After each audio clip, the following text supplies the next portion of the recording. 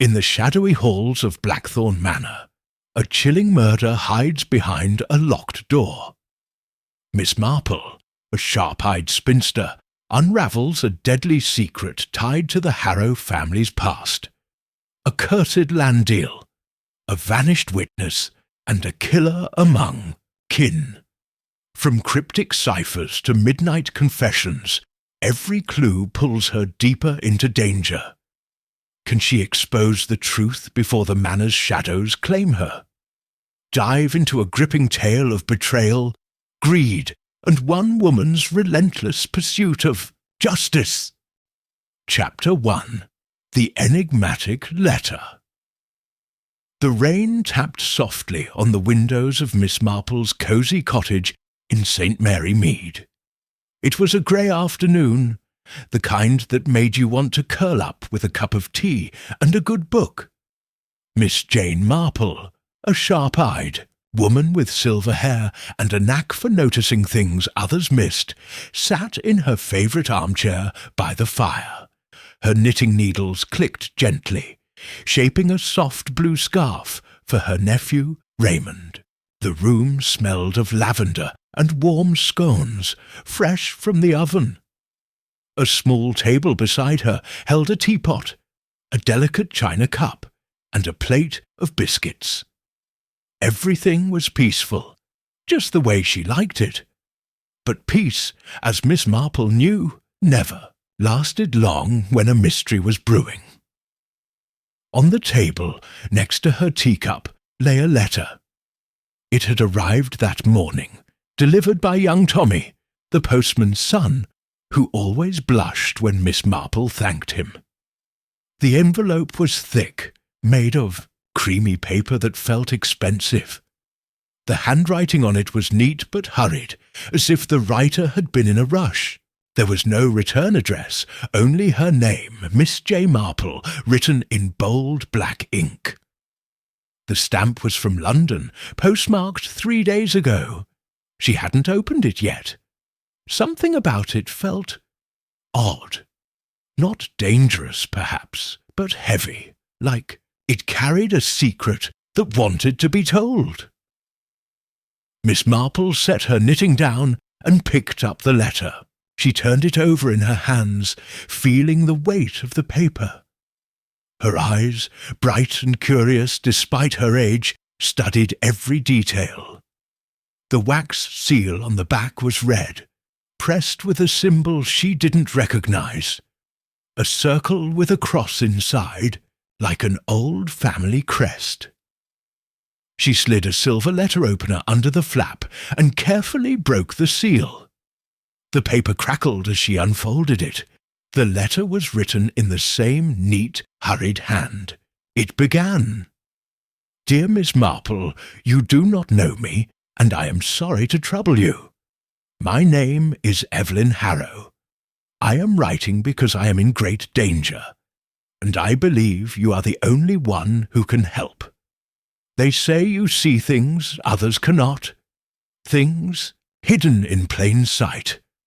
I need that gift now. A terrible crime has happened, one that no one can solve. It is a puzzle wrapped in shadows, and I fear it will claim more lives if it is not stopped. Please, come to Blackthorn Manor in Upper Witchwood at once. I cannot say more here. It is not safe. Trust no one, not even those who seem kind. I will explain everything when you arrive. Yours in desperation, Evelyn Harrow." Miss Marple read the letter twice, her lips pursed. The words were simple, but they carried a chill that made the fire seem less warm. Upper Witchwood was a small village, not far from St. Mary Mead, but she had never heard of Blackthorn Manor. And Evelyn Harrow? The name was unfamiliar, yet it stirred a faint memory, like a half-forgotten dream. She leaned back in her chair, her mind already turning over the details. A crime no one could solve. A puzzle wrapped in shadows. Danger. The words echoed in her thoughts. She wasn't one for dramatics. Life in St. Mary Mead had taught her that real trouble often hid behind quiet smiles and polite words. But this letter wasn't theatrics. It was a cry for help, and Miss Marple had never been able to ignore one of those. She glanced at the clock on the mantel. It was just past 3. The last train to Upper Wychwood would leave at 5. If she hurried, she could pack a small bag and catch it. But first, she needed to know more. A letter like this, with no details, was like a single piece of a jigsaw puzzle. She needed the rest of the picture. Miss Marple stood smoothing her skirt and crossed the room to a small writing desk. She pulled out a notepad and a pen, then sat down to jot down what she knew. It wasn't much, but she had solved mysteries with less. Evelyn Harrow, a stranger, claims to be in danger. Blackthorn Manor, Upper Wychwood, is the location. A crime has happened, unsolvable by others. The letter warns to trust no one. The symbol on the seal, a circle with a cross. She tapped the pen against her chin. The symbol bothered her. It wasn't common, not like the usual family crests you saw on old silver or manor gates. It felt deliberate, like a clue left for her to find. She made a mental note to ask Mrs. Bantry about it. Dolly Bantry, her old friend, knew every bit of gossip in the county, including the histories of old houses like Blackthorn Manor. The clock chimed, pulling her from her thoughts. Time was slipping away. She tore the page from the notepad and tucked it into her handbag, along with the letter. Then she moved to the hall, where her coat and hat hung on a wooden rack. As she buttoned her coat, she caught her reflection in the mirror. A small, prim woman with sharp eyes and a gentle smile. No one would guess she was about to step into a mystery that promised danger. The rain had slowed to a drizzle as she stepped outside, locking the cottage door behind her. The village was quiet, the cobblestone streets slick with water. She pulled her umbrella from her handbag and started toward Mrs. Bantry's house, her steps quick but steady. The air smelled of wet grass and chimney smoke, and the world felt hushed as though it were holding its breath. Mrs. Bantry lived in a rambling house at the edge of St. Mary Mead, surrounded by rose bushes that were now drooping under the rain. Miss Marple knocked on the door, and within moments it swung open to reveal Dolly Bantry, her cheeks pink and her eyes bright with curiosity. "Jane, what brings you out in this weather?" Mrs. Bantry said, ushering her inside. Come in, you'll catch your death." Miss Marple smiled and stepped into the warm hall, shaking the rain from her umbrella. "I'm afraid I haven't time for a proper visit, Dolly. I need your help with something."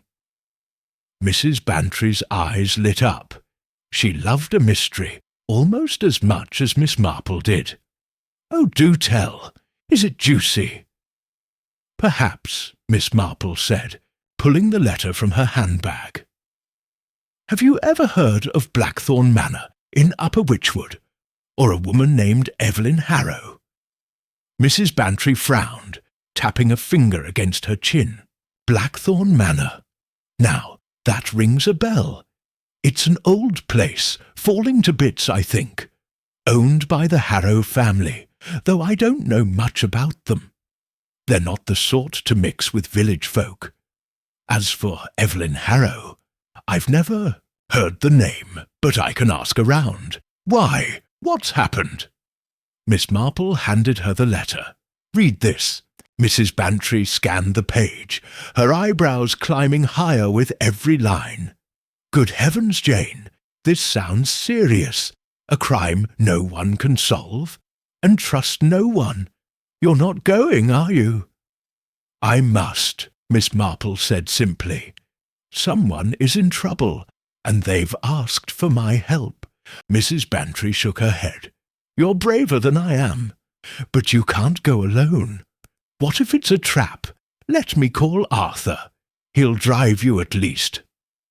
Miss Marple hesitated. Colonel Bantry, Dolly's husband, was a kind man, but he had little patience for mysteries. Still, the offer was sensible. Upper Witchwood was a good distance, and a car would be faster than the train. "Very well," she said, "but I must leave soon." Mrs. Bantry clapped her hands. "Arthur, get your coat.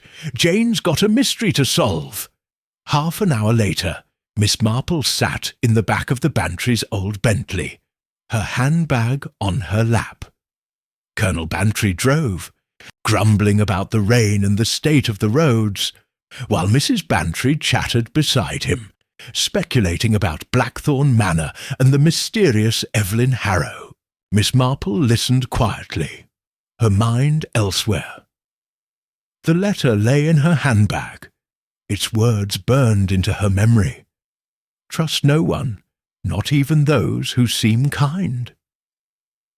The countryside rolled past, green hills blurred by mist. Upper Witchwood was only 20 miles away, but it felt like another world.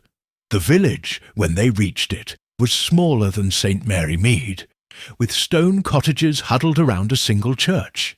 The streets were empty, the windows dark. It was as if the whole place was waiting for something.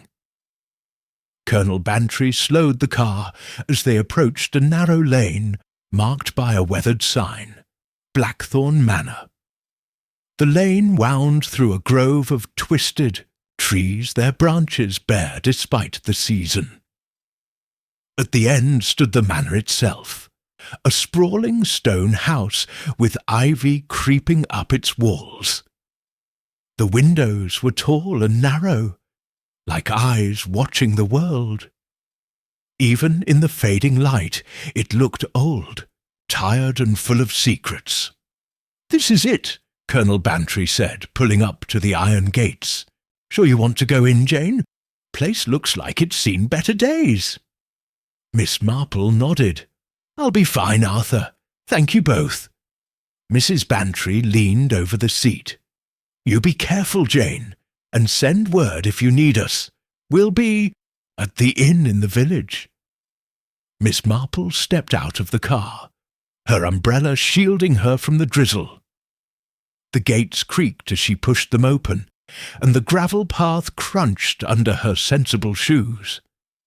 The manor loomed ahead, its front door massive and carved with the same symbol from the letter, a circle with a cross. She paused, her hand on the brass knocker. The air felt heavy, like a storm was coming. She knocked twice, the sound echoing inside. For a moment there was silence. Then the door opened, revealing a tall woman with pale skin and dark eyes. Hair was pinned tightly and her dress was black, as if she were in mourning. She looked at Miss Marple with a mix of surprise and suspicion. "Yes," the woman said. "Who are you?" Miss Marple smiled, her voice calm. "My name is Jane Marple. I received a letter from Evelyn Harrow. She asked me to come." The woman's eyes widened, and for a moment she seemed to falter. Then she stepped aside, gesturing for Miss Marple to enter. "I'm Evelyn Harrow," she said. "Please come in. We've been waiting for you." Miss Marple stepped into the dim hall, the door closing behind her with a heavy thud. The air inside was cold, smelling of dust and old wood. A chandelier hung above, its crystals dull with grime. Evelyn Harrow led her down a corridor lined with portraits, their faces stern and faded. The manor felt alive in a way, as if it were watching her every move. They entered a sitting room where a fire burned low in the grate. 2 other people were there, a man with a sharp jaw and a nervous twitch, and an older woman with a cane, her eyes like steel. Evelyn gestured to them. "This is my brother, Marcus Harrow," she said, nodding to the man, "and our aunt, Lady Beatrice Harrow." Miss Marple nodded politely, her eyes taking in every detail. Marcus Harrow's hands were clenched, his knuckles white. Lady Beatrice's gaze was cold, almost challenging. The room was silent except for the crackle of the fire, but the tension was thick, like a thread about to snap. Evelyn sat down, her hands trembling slightly. "Thank you for coming, Miss Marple. I didn't know who else to turn to. Something terrible has happened here. A crime. A murder." Miss Marple's heart quickened, but her face remained calm. "Tell me everything," she said, settling into a chair. "From the beginning." Evelyn took a deep breath, her voice low. "It started 2 weeks ago, when our cousin Thomas Harrow was found dead in the library. The door was locked from the inside, and there was no way in or out. The police called it an accident, but it wasn't. Someone killed him, Miss Marple, and I think they're coming for the rest of us." Miss Marple leaned forward, her mind already racing. A locked room. A death ruled an accident. A family full of secrets. The puzzle was taking shape, and she knew one thing for certain. This was no ordinary mystery. As Evelyn spoke, Miss Marple's eyes drifted to the others. Marcus was staring at the floor, his jaw tight. Lady Beatrice's fingers gripped her cane, her lips a thin line. The letter had warned her to trust no one, and now, in this shadowed room, she understood why. The truth was here, hidden in plain sight. She just had to find it. The fire flickered, casting long shadows on the walls. Outside, the rain began to fall harder, a steady drumbeat against the manor's ancient stones. Miss Marple folded her hands. In her lap, her smile gentle, but her eyes sharp as a blade. The game had begun, and she was ready to play. Chapter 2. A Village in Shadows. The morning after Miss Marple's arrival at Blackthorn Manor dawned cold and grey, with a mist that clung to the ground like a ghost. She stood at the window of her guest room, a small space with faded wallpaper and a creaky bed. The view stretched over the manor's overgrown gardens, where thorny bushes twisted in the fog. Beyond, the village of Upper Witchwood lay half hidden, its rooftops barely visible. The air felt heavy, not just with damp, but with something else, secrets perhaps, or fear. Miss Marple had slept little. Her mind churned with Evelyn Harrow's words from the night before. A cousin murdered, a locked room, a family on edge. The details were sparse, like crumbs on a table, but she knew they led somewhere. She dressed quickly, choosing a neat grey dress and her sturdy shoes. Her handbag, with the letter and her notebook, sat on the bedside table. She tucked it under her arm and headed downstairs, her steps soft on the worn carpet. The manor was quiet, its halls dim even in daylight. The portraits on the walls seemed to watch her, their painted eyes following her every move. She found Evelyn in the dining room, pouring tea from a silver pot. The table was set for breakfast, but the plates were empty, and the air smelled of dust rather than food. Evelyn looked pale, her eyes red-rimmed, as if she hadn't slept either. "Good morning, Miss Marple," Evelyn said, her voice tight. "I hope you slept well." "Well enough, thank you," Miss Marple replied, taking a seat. "Though I find new places always take a bit of getting used to." Evelyn nodded, her hands fidgeting with the teapot. "I'm sorry it's not more welcoming. Things have been difficult." Miss Marple smiled gently, her eyes sharp. "I understand, but perhaps we can talk more about what happened. The more I know, the better I can help." Before Evelyn could answer, the door swung open and Marcus Harrow strode in. His face was drawn, his shirt slightly wrinkled, as if he'd dressed in a hurry. He glanced at Miss Marple, then at his sister, his jaw tight. "Evelyn, you shouldn't be talking to her alone," he said, his voice low but sharp. "We don't even know her." Evelyn's cheeks flushed. "Marcus, she's here to help. I wrote to her, remember?" Marcus snorted, pulling out a chair and sitting heavily. "Help? She's an old woman from some village. What's she going to do that the police couldn't?" Miss Marple sipped her tea, her expression calm. She was used to being underestimated. In fact, she rather counted on it. People let their guard down around a harmless old lady, and that was when they slipped up. "I may not be a detective, Mr. Harrow," she said mildly, "but I've found that a fresh pair of eyes can sometimes see what others miss." Marcus stared at her, his fingers drumming on the table. For a moment it seemed he might argue, but then he looked away, muttering something under his breath. Evelyn shot him a pleading look, then turned back to Miss Marple. "I'll tell you what I can," she said, "but it's not safe to talk. Here, too many ears." Miss Marple nodded, her mind noting the glance Evelyn cast toward the door. The manor was full of shadows, and not just the kind cast by candlelight. Someone, or something, was watching. After a sparse breakfast of toast and weak tea, Miss Marple suggested a walk to the village.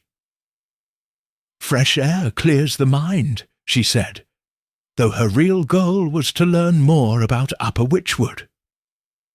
Villages, she knew, were like teapots. They might look calm on the outside, but they were always simmering with gossip. Evelyn hesitated, then agreed, fetching a shawl and a pair of boots. Marcus declined to join them, saying he had business to attend to. Miss Marple wondered what kind of business could be so urgent in a house that felt like it was holding its breath. The path to the village wound through damp fields, the mist curling around their ankles. Upper Witchwood was smaller than St. Mary, mead with a single street lined with stone cottages. The church stood at one end, its steeple piercing the fog. A few villagers moved about. A woman carrying a basket, a man pushing a cart. But they kept their heads down, their eyes avoiding the strangers. "They're not used to visitors," Evelyn said, her voice low. "And after what happened to Thomas, they're scared." Miss Marple nodded, her eyes scanning the village. "Tell me about Thomas. What kind of man was he?" Evelyn's steps slowed. He was charming, but troubled, always chasing some dream. Money, adventure, power. He'd been away for years, travelling, but he came back to the manor a month ago. Said he had something important to tell us. Then he was found dead. "In the library," Miss Marple said, recalling Evelyn's words. "Locked from the inside." Evelyn shivered, though the air wasn't that cold. Yes, the police said he fell, hit his head on the fireplace, but there was no reason for the door to be locked, and the key was missing. Miss Marple's mind turned over the details. A locked room, a missing key, a death too neat to be an accident. It was like a puzzle box, the kind that only opened if you pressed the right pieces. They reached the village square, where a small shop stood next to a post office. Miss Marple suggested they stop for tea, knowing that village shops were often the heart of local talk. Inside, the air smelled of bread and polish. A woman behind the counter, plump and grey-haired, looked up as they entered. Her smile was polite but guarded. "Morning, Miss Harrow," the woman said. "And who's this?" "This is Miss Marple," Evelyn said. "She's visiting." The woman's eyes flickered with interest. "From St. Mary Mead, are you? Heard it's a quiet place." "Quiet enough," Miss Marple said, smiling, "though I find every village has its stories." The woman, Mrs. Cole, as Evelyn introduced her, nodded, setting out teacups. "Oh, we've stories here, all right, especially since young Thomas Harrow passed." Miss Marple leaned forward, her voice gentle. "A sad business, I hear. Did you know him?" Mrs. Cole hesitated, glancing at Evelyn. "Knew him when he was a boy. Always in trouble, that one. Running off, breaking hearts. When he came back, folk thought he'd changed. But trouble follows some people, doesn't it?" Evelyn's hands tightened around her cup, but she said nothing. Miss Marple noted the reaction, filing it away. "Did he come to the village often?" she asked. "Now and then," Mrs. Cole said. "Kept to himself, mostly. Though I saw him talking to that odd fellow, Mr. Vance, a few days before. Well, you know." "Mr. Vance?" Miss Marple prompted. "A newcomer," Mrs. Cole said, lowering her voice. "Rents a cottage by the woods. Keeps strange hours, always scribbling in a notebook. Some say he's a writer. Others say he's up to no good." Miss Marple sipped her tea, her mind buzzing. A mysterious newcomer. A dead man. A village full of whispers. The pieces were starting to form a picture, but it was still blurry. They left the shop after tea, promising to return. As they walked back toward the manor, Miss Marple noticed a figure watching them from across the square. A man in a dark coat, his face half hidden by a hat. He turned away when she looked, slipping into an alley. "Evelyn," she said quietly, "do you know that man?" Evelyn glanced over, her face paling. "No, but I've seen him before, near the manor, late at night." Miss Marple's heart quickened, but her voice stayed calm. "Interesting. Perhaps we'll meet him soon." The mist was thicker now, swallowing the village behind them. As they neared the manor, Miss Marple's thoughts raced. The letter had warned her to trust no one, and the village seemed to agree. Everyone had a story, but none of them matched. Someone was lying, and she intended to find out who. Back at the manor, Lady Beatrice was waiting in the hall, her cane tapping the floor, her eyes locked onto Miss Marple, sharp as a hawk's. "You've been poking about the village," she said, her voice cold. "Find anything useful?" Miss Marple smiled, unruffled. "Only what people choose to tell me, Lady Beatrice, but that's often enough." The older woman's lips twitched, as if she wanted to say more. Instead, she turned and walked away, her cane echoing in the silence. Miss Marple watched her go, her mind turning over the morning's discoveries. A locked room, a missing key, a stranger in the shadows. The mystery was deepening, and she was only beginning to unravel it. But one thing was clear. Upper Witchwood held more secrets than it seemed, and Blackthorn Manor was at the heart of them all. Chapter 3. The Locked Room. Riddle The air in Blackthorn Manor felt heavier as Miss Marple followed Evelyn down a dim corridor towards the library. It was late morning, but the house seemed trapped in twilight, its windows shrouded by thick curtains. The floorboards creaked under their steps, and the faint smell of old books and wax polish hung around them. Evelyn's face was pale, her hands twisting together as she glanced back at Miss Marple. "It's this way," Evelyn said, her voice barely above a whisper. "The library, where Thomas died." Miss Marple nodded, her eyes taking in every detail. The corridor was lined with faded paintings of stern-faced harrows, their frames chipped and dusty. A single candle flickered on a side table, casting shadows that danced like secrets. She clutched her handbag, the letter and her notebook, safe inside. The locked room was the heart of this mystery, and she was eager to see it. They stopped at a heavy oak door, its surface carved with the same circle and cross symbol from the letter's seal. Evelyn hesitated, her hand on the brass knob. "I haven't been in here since it happened," she said. "It feels wrong somehow." "I understand," Miss Marple said gently, "but if we're to find the truth, we must look where it happened." Evelyn took a shaky breath and turned the knob. The door opened with a low groan, revealing a large room lined with bookshelves that stretched to the ceiling. The air was cold, smelling of leather and mildew.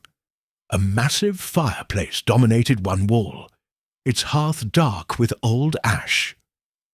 Above it hung a portrait of a man in old-fashioned clothes, his eyes sharp and unsettling. The windows were tall, but covered by heavy drapes, letting in only slivers of grey light. In the centre of the room stood a desk, its surface cluttered with papers, an inkpot, and a single candle long since burned out. Miss Marple stepped inside, her shoes soft on the threadbare rug. "This is where Thomas was found?" she asked. Evelyn nodded, pointing to the fireplace. "There, on the floor. His head. They said he hit it on the edge of the hearth." Miss Marple crossed to the fireplace, her eyes scanning the stone. The hearth was low, its edge sharp but unmarked. No scratches, no bloodstains. She knelt, her fingers brushing the cold stone. "No signs of a struggle," she murmured. "And the door was locked from the inside." "Yes," Evelyn said. "The police had to break it down.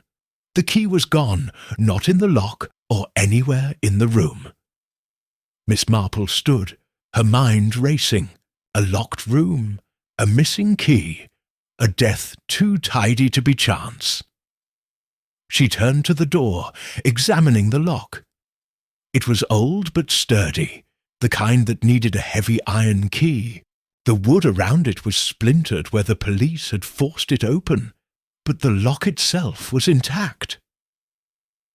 "Tell me," she said, facing Evelyn, "who else was in the house that night?" Evelyn's eyes flickered. "Just the family. Me, Marcus, Aunt Beatrice, and the staff, of course. Mrs. Gibbs, the housekeeper, and Peter, the groundsman. Thomas had been alone in here for hours. He often worked late, reading or writing." Miss Marple nodded, her gaze drifting to the desk. She crossed to it, her fingers trailing over the papers. They were a mix of letters, bills, and scribbled notes, none of them recent. A single drawer was locked, its keyhole small and precise. "Did Thomas keep anything valuable here?" she asked. "I don't know," Evelyn said. "He was private about his work. But he'd been acting strange since he came back. Nervous, always looking over his shoulder." Miss Marple tapped the desk, her mind noting the locked drawer. She'd need to open it, but not now, not with Evelyn watching. Instead, she moved to the windows, pulling back the drapes. The glass was thick, the frames bolted shut. No one could have climbed in or out. She checked the walls, tapping lightly for hidden panels. But the stone was solid, the bookshelves fixed in place. "It's impossible," Evelyn said, her voice breaking. "The police said it had to be an accident, but I know it wasn't. Someone got in here. They had to." Miss Marple turned, her smile gentle but her eyes sharp. "Nothing is impossible, my dear. Only improbable until you see the trick." Evelyn frowned, but before she could speak, the door creaked open, and Lady Beatrice stepped inside. Her cane tapped the floor, her face a mask of disapproval. "What are you doing in here?" she demanded, her eyes fixed on Miss Marple. "This room is private." Miss Marple met her gaze calmly. "I'm trying to understand what happened to Thomas, Lady Beatrice. The more I see, the clearer it becomes." Lady Beatrice's lips thinned. "You're wasting your time. The boy fell. That's all there is to it." "Perhaps," Miss Marple said, her tone mild. "But I find it curious that a young man would lock himself in a room, lose the key, and then fall so precisely against a hearth." Lady Beatrice's eyes narrowed, but she said nothing. She turned to Evelyn. "You shouldn't encourage this nonsense. We have enough trouble without strangers poking about." Evelyn flinched but held her ground. "Aunt Beatrice, I asked her to come. If there's even a chance Thomas were murdered, we need to know." Lady Beatrice snorted, her cane tapping, harder as she left the room. The door closed with a thud, leaving a heavy silence. Miss Marple watched Evelyn, noting the fear in her eyes. The family was divided, and that division was a clue in itself. "Let's go," Evelyn said, her voice small. "This place gives me the creeps." Miss Marple followed her out, but not before taking one last look at the library. The portrait above the fireplace seemed to stare back, its eyes holding a secret she couldn't yet read. The locked room was a riddle, but riddles always had answers. She just needed to find the right question. Back in the hall, Miss Marple suggested they speak to the staff. "Servants see things," she said. "Things others miss." Evelyn led her to the kitchen, where Mrs. Gibbs, the housekeeper, was kneading dough. She was a stout woman with grey curls and hands dusted with flour. Her eyes flicked up as they entered, wary but curious. "Mrs. Gibbs," Evelyn said, "Miss Marple has some questions about Thomas." The housekeeper wiped her hands on her apron. "Not much to tell, miss. Sad business, that's all." Miss Marple smiled, settling at the kitchen table. "I'm sure it was. But you were here that night, weren't you? Did you notice anything odd?" Mrs. Gibbs hesitated, her fingers twisting. The apron. It was a quiet night. Master Thomas was in the library, like always. I brought him tea around 9, then locked up the house. Next morning he was gone. Miss Marple leaned forward. "You locked up? The doors? The windows?" "Aye," Mrs. Gibbs said. "Always do. Old habit. This house has too many shadows to leave things open." "And the library door?" Miss Marple pressed. "Did you check it?" Mrs. Gibbs frowned. "Didn't need to. Master Thomas locked it himself. I heard the bolt slide when I left." Miss Marple's mind ticked over. A bolt, not a key. Yet Evelyn had said the key was missing. A small discrepancy, but discrepancies were like loose threads. Pull them, and the truth unravelled. "Thank you, Mrs. Gibbs," she said, standing. "You've been very helpful."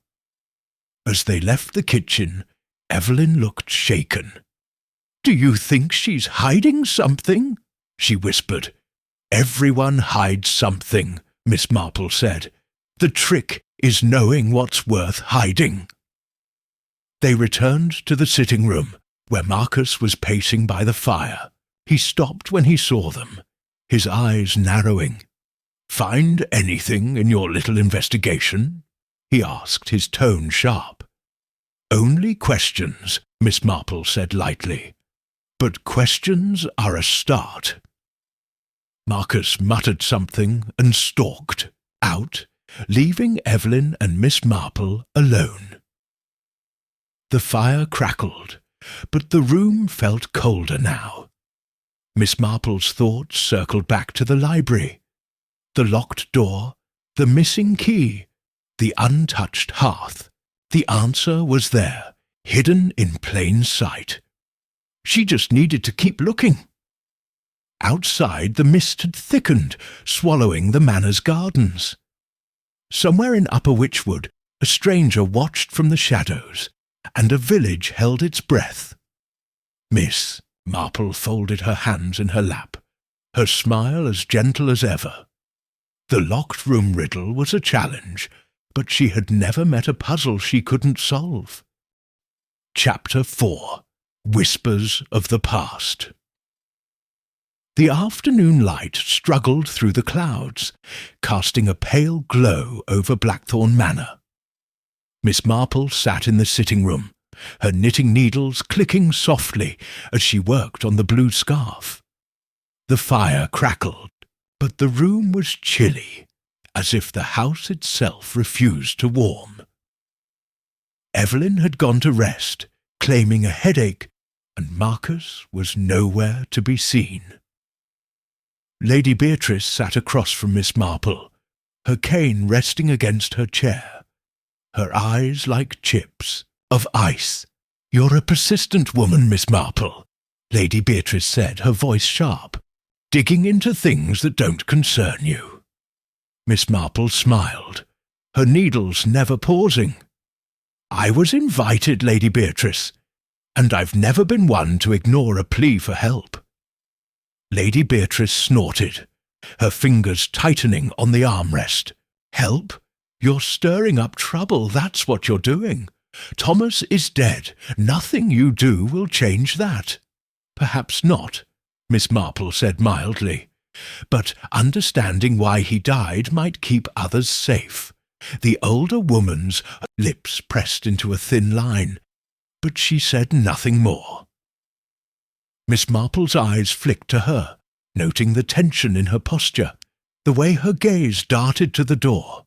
Lady Beatrice was hiding something, and Miss Marple intended to find out what. She set her knitting aside and stood, smoothing her skirt. "I think I'll take a turn about the house," she said. "Old places like this have stories to tell." Yeah, Beatrice's eyes narrowed, but she only nodded. "Mind your step. The floors are uneven." Miss Marple left the room, her handbag under her arm. The manor was a maze of corridors and shadowed corners, perfect for secrets.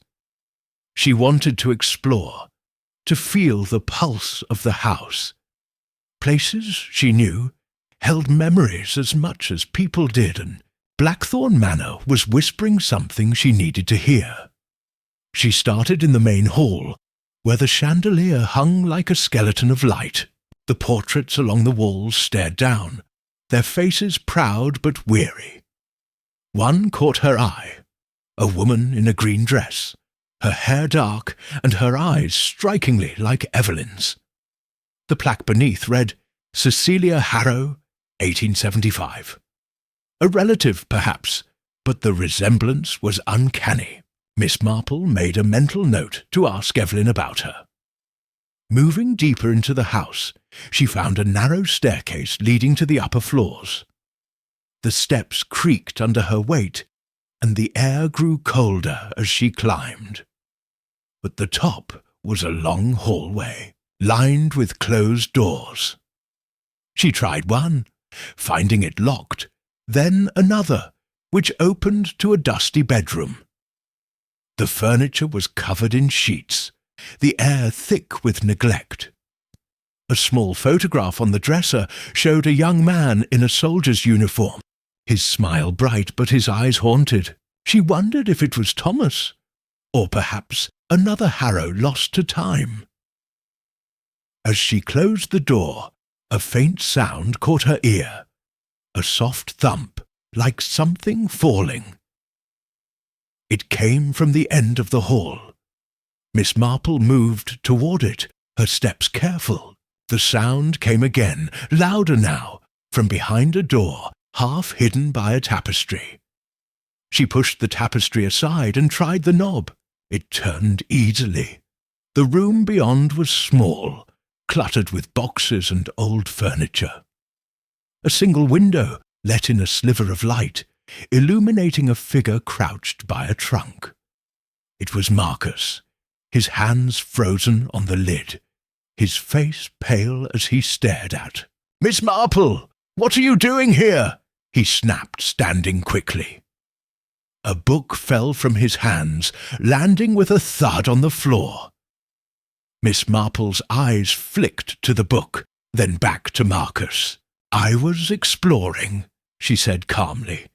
"This is a fascinating house. So many stories." Marcus's jaw tightened. "This is private. You shouldn't be poking around." "Forgive me," Miss Marple said, her tone mild. "I didn't mean to startle you. Were you looking for something?" Marcus hesitated, his eyes darting to the book on the floor. It was leather-bound, its cover worn, but embossed with the circle and cross symbol. "Just sorting old things," he muttered. "Family papers." Miss Marple nodded, her smile gentle, but her mind sharp. "Of course, old houses are full of treasures, aren't they?" He didn't answer, bending to snatch the book and tucking it under his arm. "You should go back downstairs," he said, brushing past her. "It's not safe up here." She watched him go, her thoughts racing. The book was important. Marcus's reaction proved it. And the symbol again, that strange circle and cross. It was everywhere, like a thread tying the mystery together. Miss Marple continued her exploration, moving to the attic next. The stairs were steep, the air musty. The attic was a jumble of trunks, broken chairs, and cobwebs. She opened a trunk, finding old clothes and letters tied with ribbon. One letter, dated 1890, mentioned a family curse tied to Blackthorn Manor. It was vague, written in a shaky hand, but it sent a chill through her. Curses were nonsense, of course, but fear of them could drive people to desperate acts. She tucked the letter into her handbag and moved to a small window overlooking the village. The mist was thinning, revealing the church steeple and the cottages. Below, something about the view nagged at her, a detail she couldn't place. She filed it away, knowing it would come back when she needed it. Downstairs, she found Evelyn in the sitting room, looking more composed but still nervous. "Did you find anything?" Evelyn asked, her voice low. "Only pieces," Miss Marple said, settling beside her. "Tell me, Evelyn, who was Cecilia Harrow?" Evelyn's eyes widened. "My great-grandmother. She died young, before I was born." "Why?" "I saw her portrait," Miss Marple said. "You look very much like her." Evelyn blushed, her fingers twisting her shawl. "People say that. She was troubled, I think. There are stories, but no one talks about them." Miss Marple nodded, her mind noting the hesitation. And the symbol on the door, the circle with a cross. What does it mean?" Evelyn's face paled. "It's the Harrow crest. Been in the family for centuries. I don't know much about it, just that it's on old things. Seals, books, jewellery." Miss Marple's thoughts turned to the book Marcus had been holding. Another piece, but not enough to see the whole picture. She needed more. That evening dinner was a tense affair. Marcus barely spoke, his eyes on his plate. Lady Beatrice was sharp-tongued, criticising the food and the weather. Evelyn tried to keep the peace, but her hands shook as she passed the bread. Miss Marple watched them all, her smile polite, but her mind like a trap, catching every glance, every pause. After dinner, she slipped back to the library, using a hairpin to pick the lock on the desk drawer. Inside was a single sheet of paper, covered in Thomas's handwriting. It was a list of names, some crossed out, others circled. One name stood out, Mr. Vance, the mysterious newcomer from the village. Miss Marple tucked the paper into her handbag and relocked the drawer. The list was a clue, but to what? A debt? A conspiracy? She needed to meet this Mr. Vance, and soon. As she left the library, a shadow moved in the hall. She froze, her heart quickening. The shadow paused, then vanished. Around a corner, someone was watching her, just as they'd watched in the village. The letter's warning echoed in her mind. Trust no one. Back in her room, Miss Marple sat by the window, her notebook open. She wrote down the day's findings. Cecilia Harrow, the family crest, Marcus's book, Thomas's list, the shadow in the hall. The past was whispering, and its voice was growing louder. She closed the notebook, her eyes on the dark gardens below. The mystery was a tangle, but every tangle had an end. She just had to keep pulling. Chapter 5. The Stranger's Warning. The next morning broke with a thin, watery sun that did little to chase the chill from Blackthorn Manor. Miss Marple woke early, her mind buzzing with the clues she'd gathered. The locked room, the Harrow crest, Thomas's list, and the shadow in the hall. Each was a piece of the puzzle, but the picture was still blurred. She dressed in a simple wool dress, pinned her hat, and tucked her handbag under her arm. Today, she decided, she would find Mr. Vance, the mysterious newcomer whose name had appeared in Thomas's notes. Downstairs, the dining room was empty, except for Mrs. Gibbs, who was clearing away breakfast dishes. The housekeeper glanced up, her face tired but wary. "Morning, miss," she said. "Tea's still warm if you want it."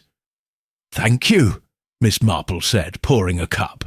"Mrs. Gibbs, do you know a man named Mr. Vance? Lives in the village, I hear."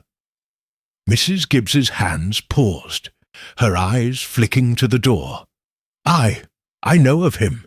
Keeps to himself, lives in that cottage by the woods. Odd sort, always writing, or wandering at night." Miss Marple sipped her tea, her smile gentle. "Does he ever come to the manor?" "Not that I've seen," Mrs. Gibbs said, her voice tight. "But he was friendly with Master Thomas, or so I heard, always talking in the village square." Miss Marple nodded, filing the information away. "Thank you, Mrs. Gibbs. You're very kind."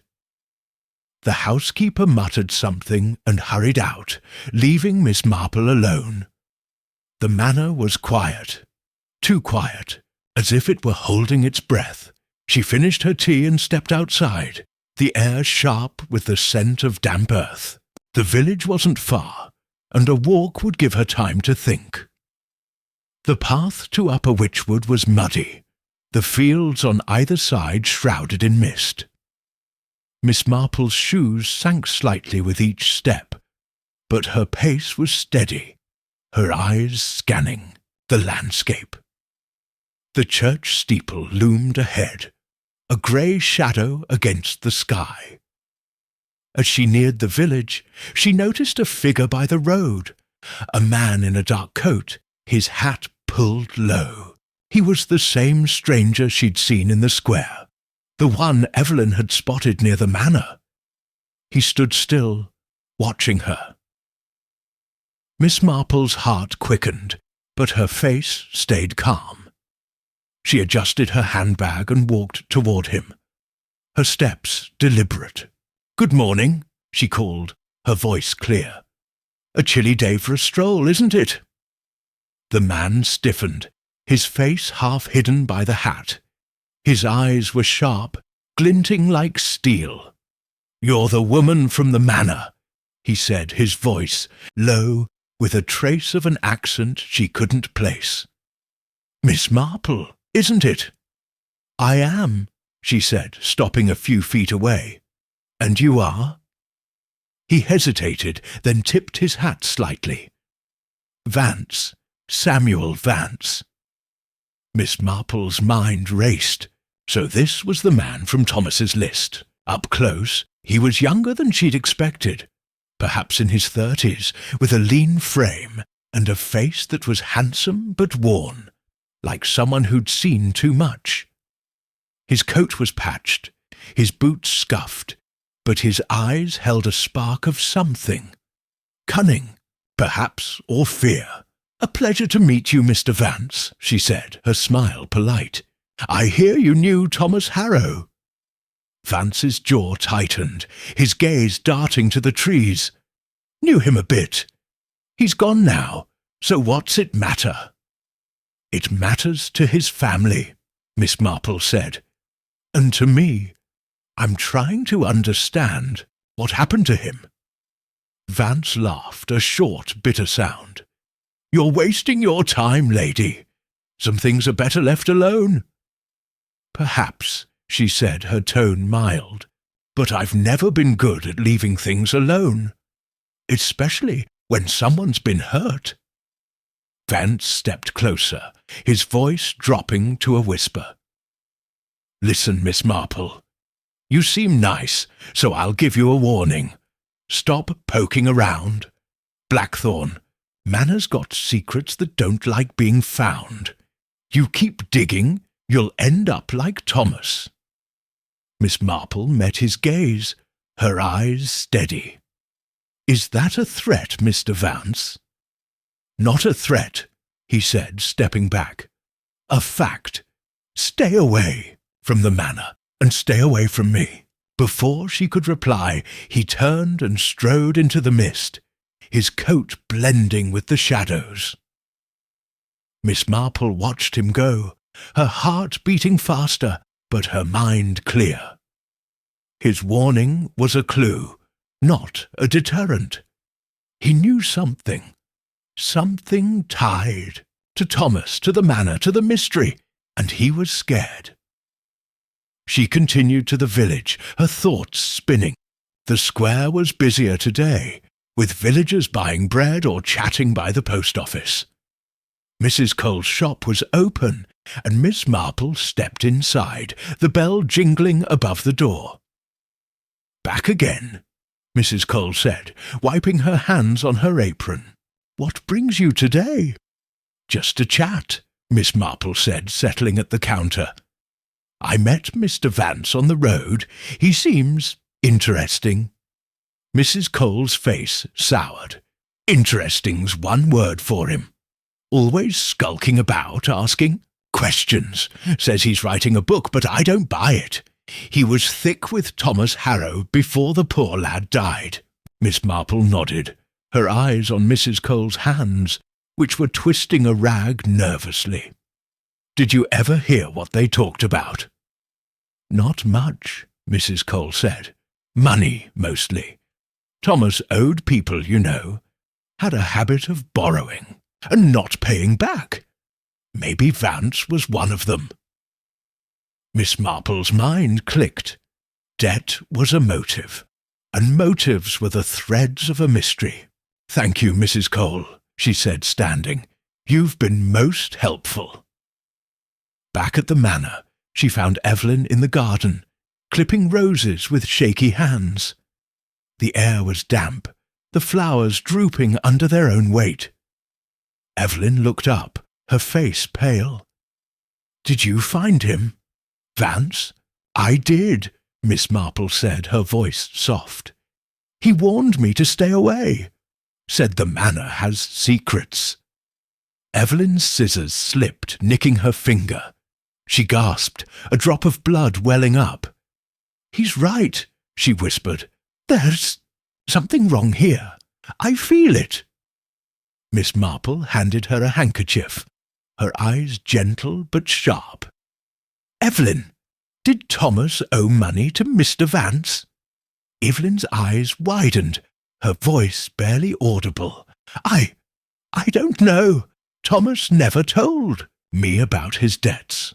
But he was always in trouble. Always. Miss Marple nodded, patting her arm. Don't worry, my dear, we'll sort it out. Inside, Marcus was in the sitting room, a glass of whisky in his hand, despite the early hour. He glared as Miss Marple entered. Still here, are you? He said. Thought you'd have given up by now. Not quite, Miss Marple said, settling into a chair. I met Mr. Vance today. He seemed to know Thomas well. Marcus's glass paused halfway to his lips. Vance? That nobody. He's nothing to do with this. Perhaps, Miss Marple said, her tone light. But he's awfully interested in the manor, and in Thomas's death. Marcus's face darkened, but he said nothing, downing his drink and stalking out. Miss Marple watched him go, her mind turning over his reaction. Fear, anger, guilt, something was eating at him. That evening, as the manor settled into silence, Miss Marple sat by her window, her notebook open. She wrote down the day's findings, Vance's warning, Thomas's debts, Marcus's unease. The stranger's words echoed in her mind, secrets that don't like being found. But secrets, she knew, couldn't stay hidden forever, not from her. Outside, the mist curled around the manor, and a shadow moved in the garden, too quick to identify. Miss Marple's eyes narrowed, her smile faint. The mystery was tightening, like a knot about to unravel. She closed her notebook and turned down the lamp, ready for whatever came next. Chapter 6. Clues in the Dust. The dawn was grey and silent, wrapping Blackthorn Manor in a shroud of mist. Miss Marple rose early, her mind sharp despite the restless night. The stranger's warning, Thomas's debts, and the uneasy air of the Agatha manor had kept her thoughts spinning. Each clue was like a pebble in a stream, small but part of a larger flow. Today she resolved to search for more, starting with the places others overlooked. She dressed in a plain skirt and cardigan, her sensible shoes quiet on the floor. Her handbag, with its notebook and the letter, was a constant companion. Downstairs, the manor was still, the only sound the faint tick of a grandfather clock in the hall. The others were likely asleep, or pretending to be. Miss Marple slipped into the kitchen, where a kettle sat cold on the stove. She made herself a quick cup of tea, sipping it as she planned her morning. The library was her first thought, but she'd seen it already. There were other corners of the manor, neglected ones, that might hold answers. She started with the cellar, its door tucked behind a faded curtain in the back hall. The knob was stiff, the hinges creaking as she pushed it open. A damp, earthy smell greeted her, mingled with the scent of old wine and rust. The stairs were narrow, the wood worn smooth by years of use. Miss Marple descended carefully, her hand on the rough wall for balance. At the bottom, a single bulb hung from the ceiling, casting a weak glow over crates, barrels, and cobwebbed shelves. She moved slowly, her eyes scanning the shadows. Most of the cellar was cluttered with forgotten things. Broken chairs, empty, bottles, a cracked mirror. But one corner caught her attention. A stack of wooden boxes, their lids nailed shut. The dust on them was thin, as if they'd been disturbed recently. Miss Marple knelt, her fingers brushing the wood. A faint scratch mark ran along one lid, like someone had pried it open and closed it again. Using a rusty screwdriver from a nearby shelf, she worked the nails loose. The lid came up with a groan, revealing a jumble of papers and objects inside. She sifted through them carefully. Old letters, a tarnished pocket watch, a bundle of receipts.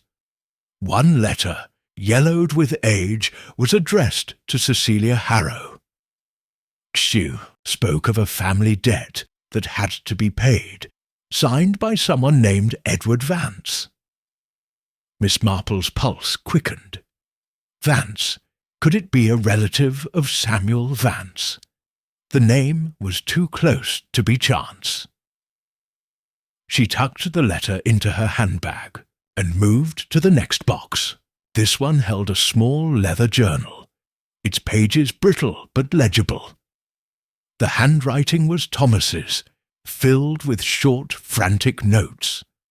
One entry, dated a week before his death, read, "Found it in the attic. They lied about everything. Must tell.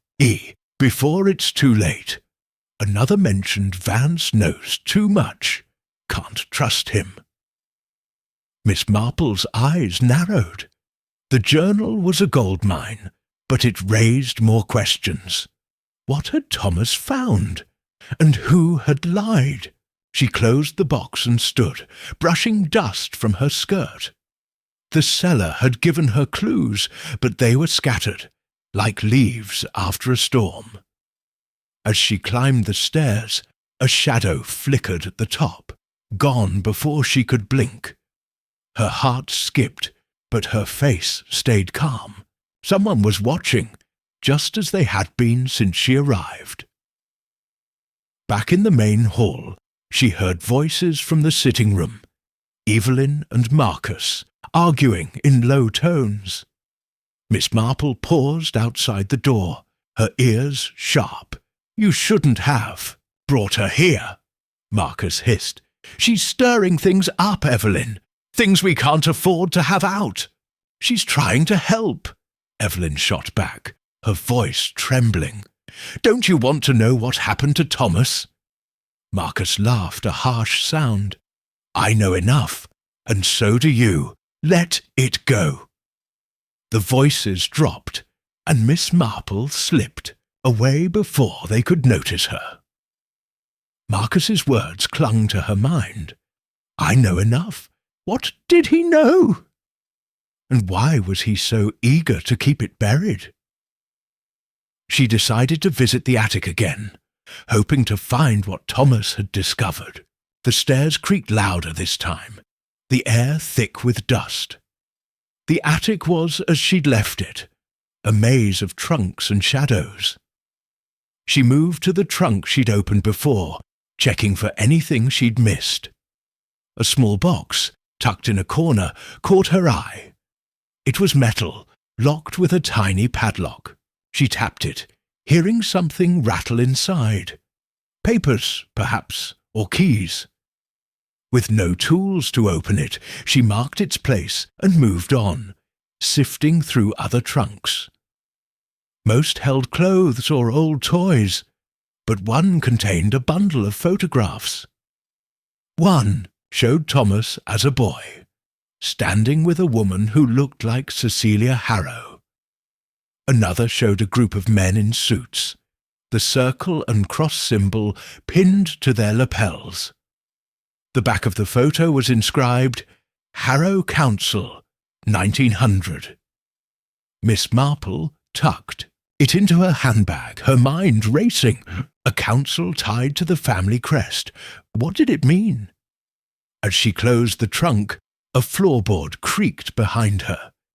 She turned, her heart steady but alert. No one was there, but the air felt different, like someone had just left. She scanned the attic, her eyes catching a faint mark in the dust.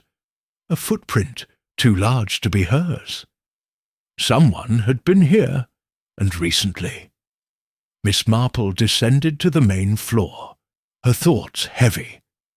The manor was a web, and every step she took tugged at its threads.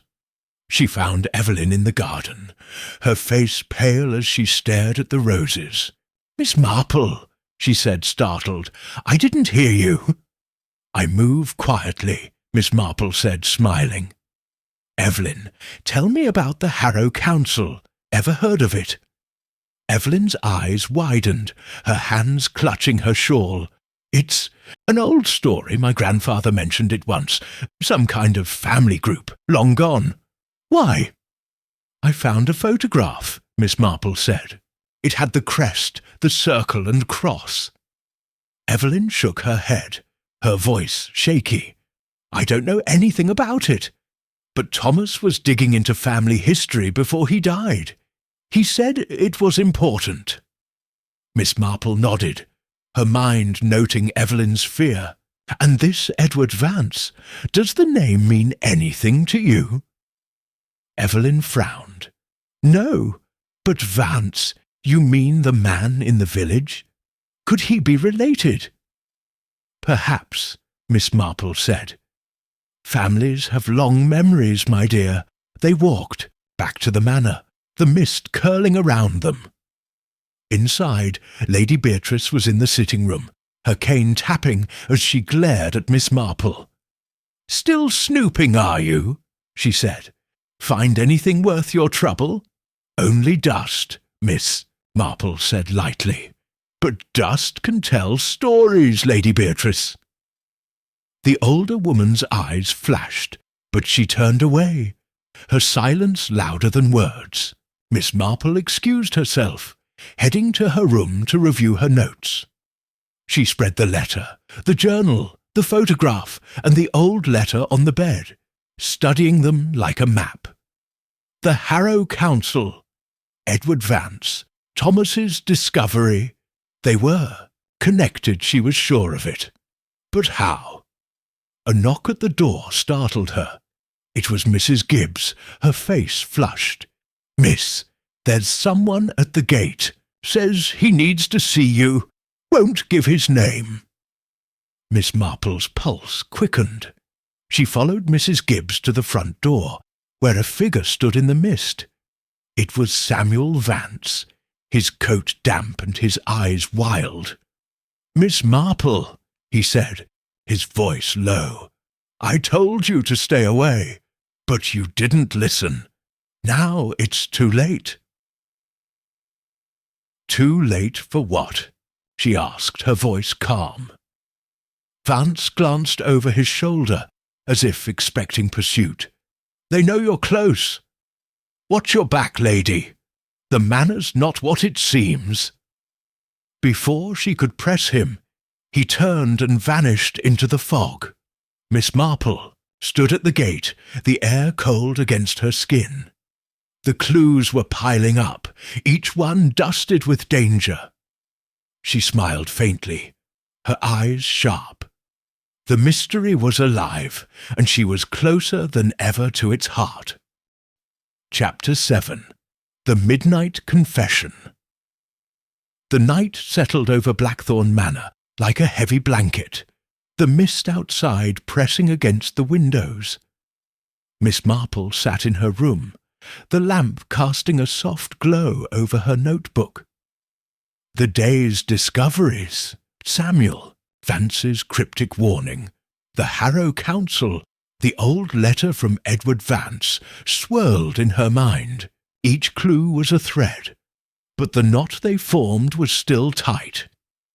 She needed more, and she sensed the manor was ready to give it up, if only she listened. She closed her notebook and glanced at the clock. It was nearly midnight, the house silent, except for the occasional creak of old wood. Sleep was far off. Her thoughts were too alive. Instead, she slipped on her shawl and picked up her handbag, deciding to explore the manor's quiet hours. Night, she knew, loosened tongues and revealed secrets daylight kept hidden. The hall was dark, the air cool and still. Miss Marple moved softly, her shoes barely whispering on the floor. She paused at the top of the stairs, listening. A faint sound came from below, a murmur, like voices muffled by walls. She descended, her hand on the banister, following the sound to the sitting room. The door was ajar, a sliver of firelight spilling into the hall. She peered inside. Evelyn sat by the fire, her face pale, her hands clutching a shawl. Across from her was Mrs. Gibbs, the housekeeper, her eyes wide with worry. They spoke in low tones, unaware of Miss Marple's presence. "You can't keep it quiet forever, miss," Mrs. Gibbs was saying, her voice trembling. "If she's as clever as they say, she'll find out." "She mustn't," Evelyn whispered, her voice breaking. "It's too dangerous, for all of us." Miss Marple's heart quickened, but she stayed still, her breath shallow. Evelyn's fear was real, and Mrs. Gibbs's words hinted at a secret buried deep. She leaned closer, straining to hear. "I never wanted this," Evelyn said, her hands twisting the shawl. "Thomas, he was trying to fix it. That's why he came back. But it got him killed." Mrs. Gibbs shook her head. "You don't know that, miss. It could have been an accident, like the police said." "It wasn't," Evelyn snapped, her voice rising before she caught herself. "You saw how he was, always looking over his shoulder. He knew someone was after him. And now she's here, digging it all up." Miss Marple's mind raced. She could only mean herself. Evelyn was scared, not just of the past, but of what Miss Marple might uncover. The confession was close, teetering on the edge. She considered stepping in, but held back. Sometimes silence drew out more than questions. Mrs. Gibbs stood, her apron crumpled in her hands. "I'll keep my mouth shut, miss, like always, but you be careful. This house, it's got eyes." Evelyn nodded, her face crumpling. "Thank you, Mrs. Gibbs. I don't know what I'd do without you." The housekeeper left, her footsteps fading down the hall. Evelyn stayed by the fire, staring into the flames. Miss Marple waited a moment, then pushed the door open, her smile gentle, but her eyes sharp. "Evelyn, my dear," she said softly, "I couldn't help but overhear. You're troubled, aren't you?"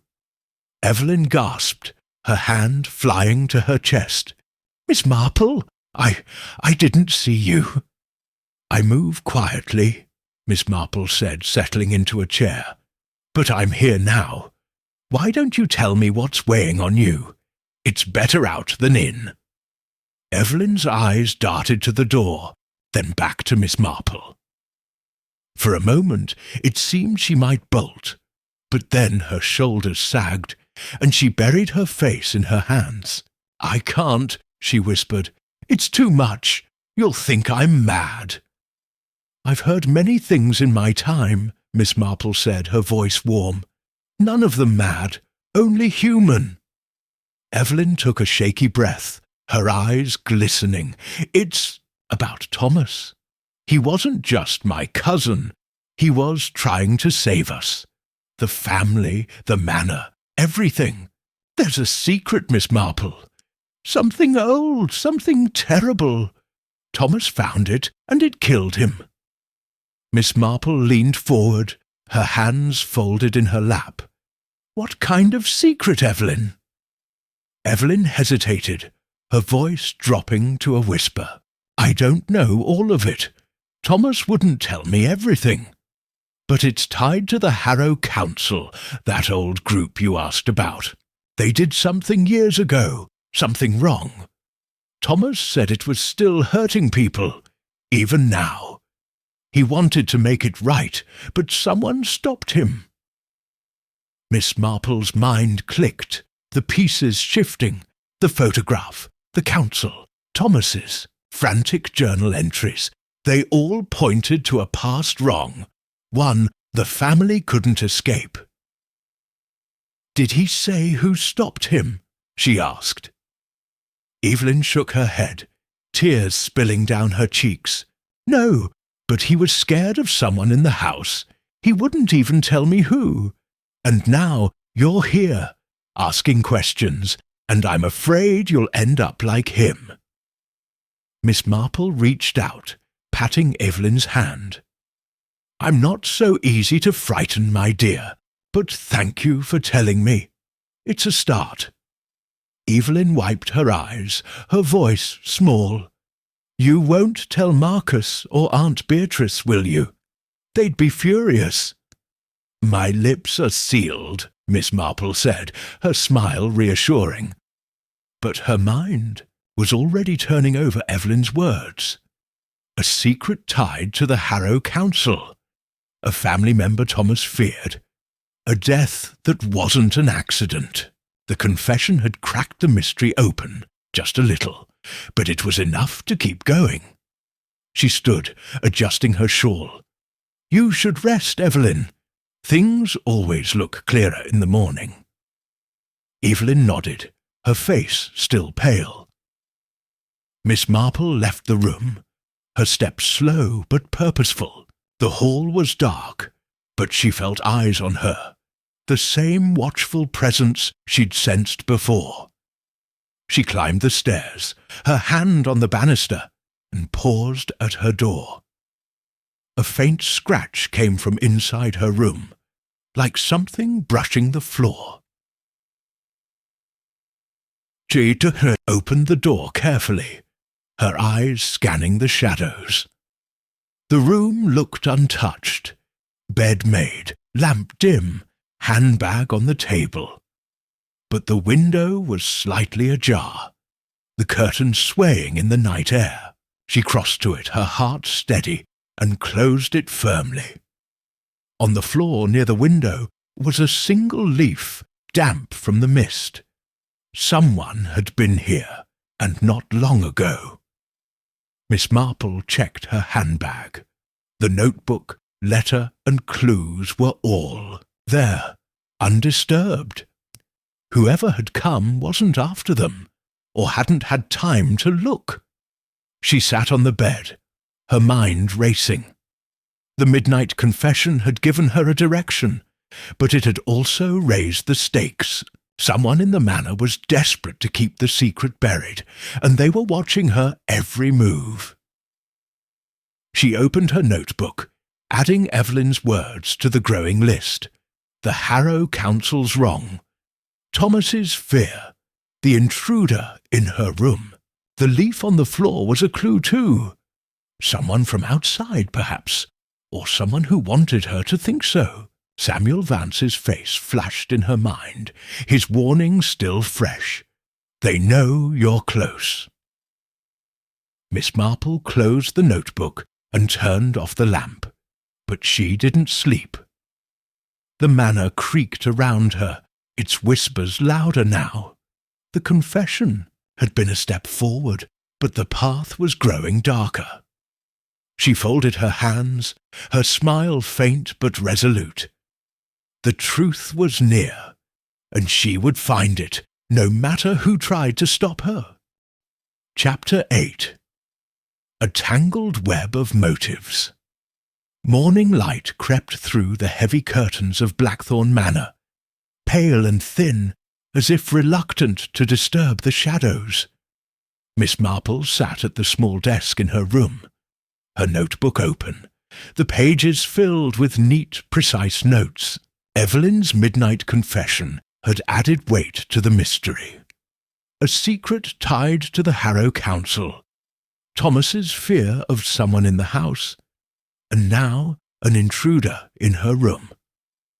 The leaf on the floor was a quiet warning, but Miss Marple was not one to be scared off. She closed the notebook, slipped it into her handbag, and prepared for the day. The manor was a web, and every thread led to a motive. Downstairs, the dining room was tense. Evelyn picked at her toast, her eyes red from lack of sleep. Marcus slouched in his chair, a cup of coffee untouched, his face dark with irritation. Lady Beatrice sat at the head of the table, her cane propped beside her, her gaze sharp as she watched Miss Marple enter. "Good morning," Miss Marple said, her voice bright but her eyes alert. She took a seat, pouring tea from the pot. "A quiet night, I hope," Marcus snorted, not looking up. "Quiet enough till you start stirring things again." Evelyn flinched, her fork clattering against her plate. Lady Beatrice's lips twitched, but she said nothing, her fingers tapping the table. Miss Marple sipped her tea, noting their reactions. The family was unravelling, each one caught in their own fears. She decided to tug at the threads. "I've been thinking about Thomas," she said, her tone mild. "He seemed to have stirred up quite a bit before he died. Debts, secrets, old family business. It's a wonder he had time to sleep." Marcus's head snapped up, his eyes narrowing. "What's that supposed to mean?" "Only that he was busy," Miss Marple said, buttering a piece of toast. "And busy people make enemies, or friends who know too much." Evelyn's hands trembled, her teacup rattling in its saucer. Lady Beatrice leaned forward, her voice cold. "If you've something to say, Miss Marple, say it plain. I've no patience for riddles." Miss Marple smiled unruffled. "I'm only trying to understand, Lady Beatrice. Thomas was looking into the Harrow Council, wasn't he? An old family matter, but not a small one. It seems to have upset someone." The room went still, the air thick with tension. Marcus's knuckles whitened around his cup, and Evelyn's breath caught. Lady Beatrice's eyes bored into Miss Marple, but her face gave nothing away. "The Harrow Council is ancient history," she said. "Thomas was a fool to dig it up, and you're a fool to follow him." "Perhaps," Miss Marple said, her voice soft, "but fools sometimes stumble on the truth." Marcus slammed his cup down, coffee sloshing onto the table. "Enough of this. You're not wanted here, poking into our business. Thomas is dead. Let him rest." He stormed out, the door banging behind him. Evelyn stared at her plate, her face pale. Lady Beatrice rose, her cane tapping as she left without a word. Miss Marple finished her toast, her mind cataloguing their reactions. Anger, fear, silence. Each was a motive, each a clue. After breakfast, Miss Marple found Evelyn in the hall, her shawl clutched tight. "I'm sorry about Marcus," Evelyn said, her voice low. "He's not himself." "He's frightened," Miss Marple said gently. "And frightened people lash out. Tell me, Evelyn, What did Thomas find about the Harrow Council? You said he wanted to fix something. Evelyn glanced around, her voice a whisper. I don't know much. He said it was about money, land, maybe a deal gone wrong. He found papers in the attic, old ones. He wouldn't show me, but he was obsessed. Said it could ruin us or save us. Miss Marple nodded, her thoughts circling the attic's locked metal box. Thank you, Evelyn. You've been very brave. Evelyn managed a weak smile and hurried away. Miss Marple decided to return to the village, hoping to learn more about Samuel Vance and his connection to Thomas. The path was drier today, the mist lifting to reveal rolling fields. Upper Witchwood was waking up, villagers nodding as she passed. She headed for Mrs. Cole's shop, knowing it was the hub of local talk. Inside, Mrs. Cole was sweeping the floor, her face brightening at the sight of Miss Marple. Back again, are you? Got a taste for my tea? It's very good tea, Miss Marple said, settling at the counter. Mrs. Cole, I've been hearing about the Harrow family. Old stories, councils, that sort of thing. Ever come across anything like that? Mrs. Cole's broom paused, her eyes narrowing. The Harrows are a queer lot, always have been. Talk of a council, yes, years back. My gran said they were a sort of secret club, making deals, keeping the village in line. Not much good came of it, if you ask me. Miss Marple leaned forward, her voice soft. And Thomas Harrow? Did he ever talk about it? Mrs. Cole hesitated, then leaned closer. You asked me once, quiet-like, if I knew about any old Harrow papers. Said he was tracing family history. I told him to check the church records. The Harrows used to keep things there, back when they owned half the village. Miss Marple's pulse quickened. The church, a new place to look. Thank you, Mrs. Cole. That's most helpful. She left the shop and headed for the church, a stone building with a sagging roof. The door was unlocked, the air inside cool and musty. A vicar, elderly and stooped, was arranging hymnals. He looked up, surprised. Can I help you, miss? I hope so, Miss Marple said, her smile warm. I'm visiting and heard the Harrow family kept records here. Old papers, perhaps. The vicar nodded, leading her to a small room off the nave. The Harrows donated to the church years ago. Left some boxes in the vestry. Nobody's touched them in ages. He pointed to a dusty shelf, stacked with wooden boxes. Miss Marple thanked him and set to work, her fingers careful as she sifted through brittle papers. Most were deeds or wills, but one caught her eye.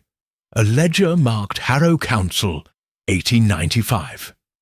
It listed names, dates, and sums of money, with notes about land transfers and debts settled. Edward Vance's name appeared several times, always tied to large payments.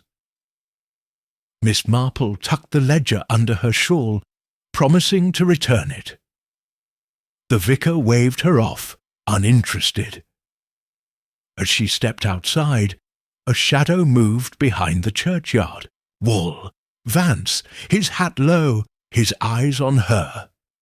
He didn't approach, but his presence was a weight. She met his gaze, her smile polite, then walked back to the manor, the ledger hidden in her handbag. Back in her room, she studied the ledger, her mind piecing together the motives. The Harrow Council had been a power broker, trading land and money, possibly blackmailing locals. Edward Vance had been part of it, and Thomas's digging had threatened to expose it, or someone tied to it. Samuel Vance, perhaps, or even a family member like Marcus or Lady Beatrice. A knock interrupted her. It was Mrs. Gibbs, her face pale. "Miss, you'd best come. Master Marcus is in a state.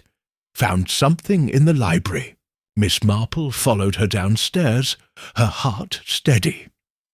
The library was lit by a single lamp, Marcus pacing by the desk. A drawer hung open, papers scattered. He turned as she entered, his face flushed. "Look at this," he snapped, thrusting a letter at her. It was in Thomas's hand, addressed to Marcus. "I know what you did. Meet me in the library tonight, or I tell everyone." Miss Marple read it, her expression calm. "When did you find this?" "Just now," Marcus said, his voice shaking. "It was in the desk. I swear I didn't see it before." Miss Marple's eyes flicked to the drawer, noting the lock she'd picked days ago. Someone had placed the letter there, knowing it would be found. A trap, perhaps, or a distraction. "Interesting," she said. "And what did Thomas think you did, Marcus?" He paled, his hands clenching. "I don't know. He was always paranoid, making threats. I didn't do anything." Miss Marple nodded, her smile faint. The letter was another thread, tying Marcus to the mystery, or framing him. The web was tangled, but she was starting to see its shape. Motives were everywhere. Greed, fear, revenge. She just needed to find the one that fit. Outside, the mist thickened, and Vance's shadow lingered in her mind. The manor hummed with secrets, and someone was spinning the web tighter. Miss Marple folded the letter, her eyes sharp. The truth was close, and she wouldn't stop until she held it.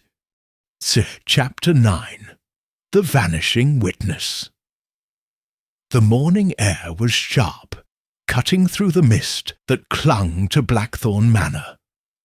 Miss Marple stood at her window, her eyes on the garden where shadows seemed to linger even in daylight. The ledger from the church, Marcus's threatening letter, and Evelyn's confession weighed on her mind. The mystery was a puzzle with too many edges, but the pieces were starting to fit.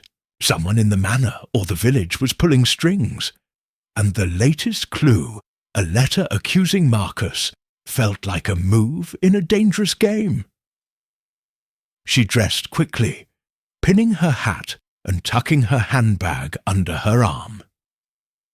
The ledger and Thomas's letter were safe inside, along with her notebook, now thick with observations.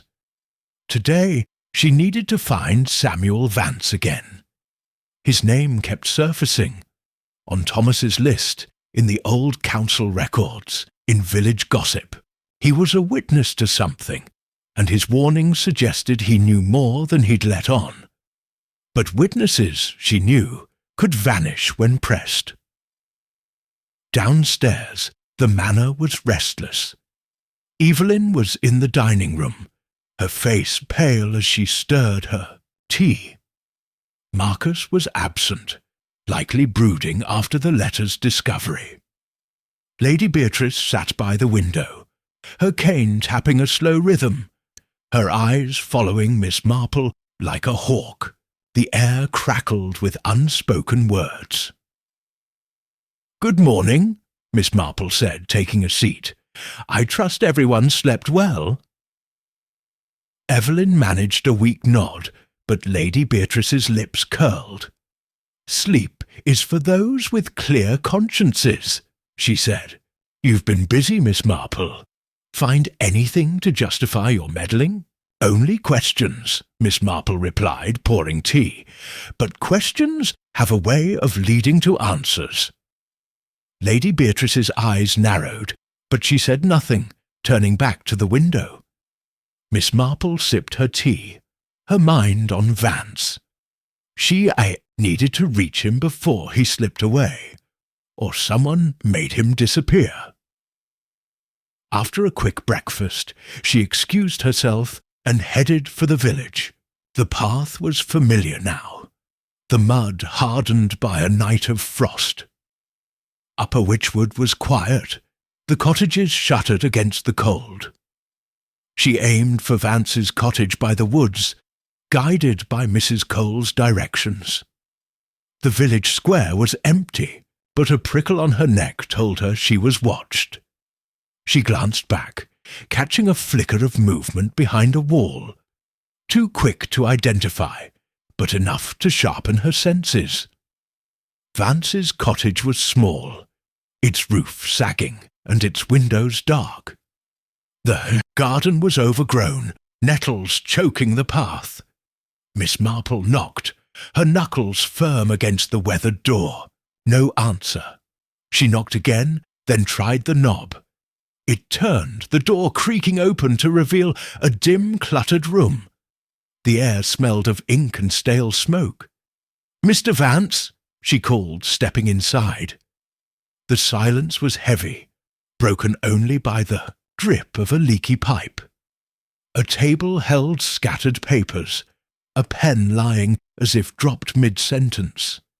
A chair was overturned, its legs jutting like broken bones. Miss Marple's heart quickened, but her face stayed calm. The room felt abandoned, but not long ago. She moved to the table, her eyes scanning the papers. Most were notes, scribbled in a hurried hand, dates, names, fragments of sentences. One caught her attention. Thomas knew about the deal. Council still active. Must warn M. Another mentioned Blackthorn's curse. Land tainted. Miss Marple's. Pulse raced. The Harrow Council again. And a hint it wasn't as dead as Lady Beatrice claimed. She tucked the note into her handbag, her fingers brushing the ledger. A noise, a soft thud, came from the back of the cottage. She froze, her ears sharp. It came again, like a door closing. She moved toward it, her steps light, and found a narrow hall leading to a kitchen. The back door was ajar, swaying in the breeze. Beyond it, the woods loomed, their branches tangled in mist. Vance was gone, and someone had made sure of it. Miss Marple stepped outside, her eyes scanning the ground. Footprints marked the mud, deep and fresh, leading into the trees. She followed them a few steps, then stopped. The woods were dense, and she was alone. Pursuit was foolish, but the prints were a clue. Large, likely a man's, and hurried. She memorized their shape and returned to the cottage, locking the door behind her. Back in the village, she stopped at Mrs. Cole's shop, the bell jingling as she entered. Mrs. Cole looked up, her face curious. "You're out early, Miss Marple. Trouble at the manor?" "Not exactly," Miss Marple said, settling at the counter. "I went to see Mr. Vance, but his cottage is empty. Seems he left in a hurry. Have you seen him today?"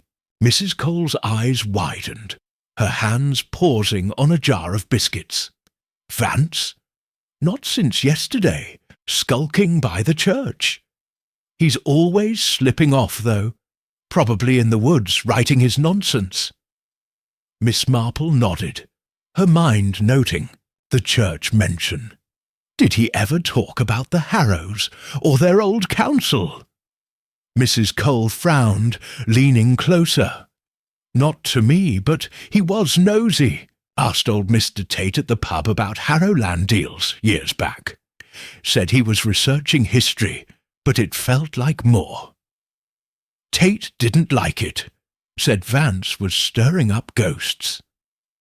Miss Marple's thoughts clicked. Vance was digging, just like Thomas, and now he was gone. "Thank you, Mrs. Cole," she said, standing. "You've been a great help." She headed for the pub, a squat building with smoke-stained walls. Mr. Tate, the landlord, was wiping glasses, his face ruddy and suspicious. Miss Marple smiled, ordering a lemonade to ease his guard. "I hear Mr. Vance was asking you about the Harrows," she said casually. "Something about land deals?" Tate's cloth slowed, his eyes narrowing. Aye, he was. Wanted to know about old council business, land the Harrows sold cheap in the 90s. I told him to leave it be. That family's got enough trouble without strangers poking in. "Did he say why he was interested?" Miss Marple asked, sipping her drink. "Said it was for a book," Tate grunted. "But he was jumpy, like he expected trouble. Last I saw, he was headed for the woods, night before last." Miss Marple thanked him and left, her mind racing. Vance's disappearance wasn't random. He'd been chasing the same secret as Thomas, and someone had silenced him, or scared him off. The woods were her next step, but not alone. She returned to the manor, her steps quick. Evelyn was in the hall, her face drawn. "Miss Marple, where have you been? Marcus is furious, says you're making things worse." "Let him be furious," Miss Marple said, her voice calm. "Evelyn, Mr. Vance is gone. His cottage is empty, and I found footprints leading to the woods. Did Thomas ever mention meeting him there?" Evelyn's eyes widened, her voice a whisper. "Once, he said Vance had proof, something about the council, but he wouldn't tell me what." Miss Marple nodded, her resolve hardening. "I need to see those woods. Will you come with me?" Evelyn hesitated, then nodded, grabbing her shawl. They set out, the mist curling around them. The woods were dark, the air thick with pine and damp earth. The footprints were faint now, but Miss Marple followed them, her eyes sharp. They led to a clearing, where a small fire pit sat, its ashes cold. Beside it was a scrap of paper, half burned, with the circle and cross symbol. Miss Marple picked it up, her fingers careful. The paper was too charred to read, but the symbol was clear. "They were here," she murmured. "Vance, or someone else." Evelyn shivered, her eyes darting to the trees. "We shouldn't be here. It's not safe." Miss Marple agreed, but her mind was alive. The vanishing witness had left a trail, however faint. Back at the manor, she added the scrap to her handbag, her notebook growing heavier. The web was tightening. Vance, the council, the Harrows, all linked by a secret someone would kill to keep. She sat by her window, her smile faint, but her eyes like steel. The witness was gone, but the truth wasn't. She'd find it, one thread at a time. Chapter 10. Secrets of the Old Manor. The mist hung low over Blackthorn Manor, curling around its stone walls like a living thing. Miss Marple sat by her window, the faint light of dawn barely touching her notebook. The vanishing of Samuel Vance, the charred paper with the Harrow crest, and the growing fear in the manor weighed on her. Each clue was a whisper from the past, and the manor itself seemed to hold the loudest secrets. Today she would listen to its walls. She dressed in a simple grey dress, her handbag packed with the ledger, the burned scrap, and her notes. The house was quiet as she slipped downstairs, the air heavy with the scent of old wood and wax. The others were still asleep, or so she hoped. The manor's secrets were best uncovered alone, when its shadows spoke freely. Miss Marple started in, the main hall, where the portraits of Harrow ancestors gazed down. She studied them closely, her eyes lingering on Cecilia Harrow's face, so like Evelyn's. The plaque read 1875, but the eyes held a sadness that felt fresh. She moved to the next portrait, a stern man with the circle and cross symbol pinned. To his coat, the name read Edward Harrow, 1890. A relative of the council, perhaps, or its leader. The symbol was everywhere, tying the family to the mystery like a chain. She wandered deeper, her steps soft on the creaky floors. The manor was a labyrinth, its corridors twisting into forgotten wings. She found a door she hadn't noticed before, half hidden behind a dusty tapestry. The knob was cold, the lock stiff, but a gentle twist opened it. Beyond was a narrow passage, the air thick with mildew. Miss Marple stepped inside, her heart steady, but her senses sharp. The passage led to a small room, its walls lined with shelves of leather-bound books. A desk sat in the centre, its surface scarred and ink-stained. The air felt heavy, as if the room hadn't been touched in years. Miss Marple crossed to the shelves, her fingers brushing the spines. Most were ledgers, their pages filled with numbers and names. More records of the Harrow Council, detailing land deals and payments. One book, tucked at the back, was different. Its cover was plain, but the circle and cross symbol was embossed in gold. She opened it, her eyes scanning the pages. It was a journal, written in a tight, careful hand. The entries began in 1895, signed by Edward Harrow. They spoke of the council's work, buying land, settling debts, and protecting the family's honour. But the tone grew darker, mentioning a mistake that cost lives. One entry chilled her. The Vance boy knows too much. He must be silenced, or the council falls. The date was 1896, and the name Edward Vance appeared below, crossed out. Miss Marple's pulse quickened. Edward Vance, the same name from the church ledger, had been a threat to the council, and possibly an ancestor of Samuel Vance. The journal was a key, linking the past to Thomas's death. She tucked it into her handbag, her mind racing. The manor was spilling its secrets, but each one came with danger. As she closed the journal, a faint scrape came from the passage. She froze, her ears sharp. The sound came again, like a shoe on stone. Someone was near. Miss Marple slipped behind the desk, her body small and still in the shadows. The door creaked, and a figure stepped inside, Marcus, his face pale, a lantern in his hand. He scanned the room, his breath uneven, then muttered something and left, the door closing behind him. Miss Marple waited, her heart steady. Marcus was searching, but for what? The journal, perhaps, or something else the manor hid.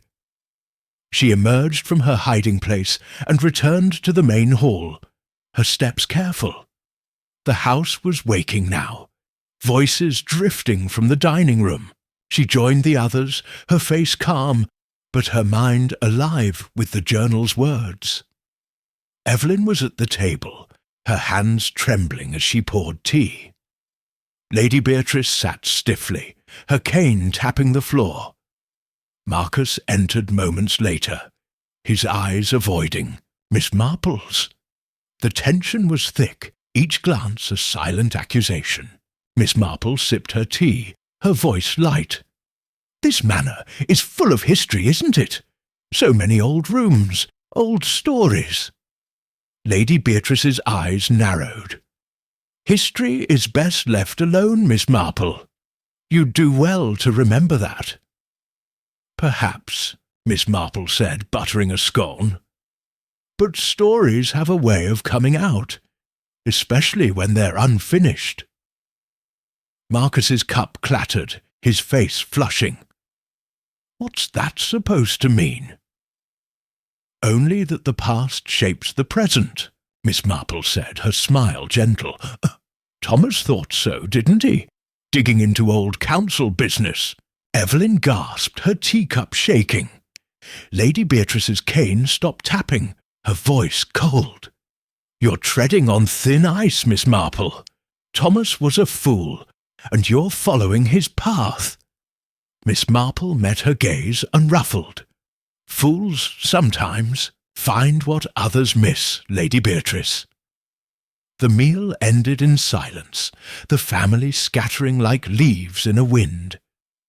Miss Marple excused herself, heading to the library to think.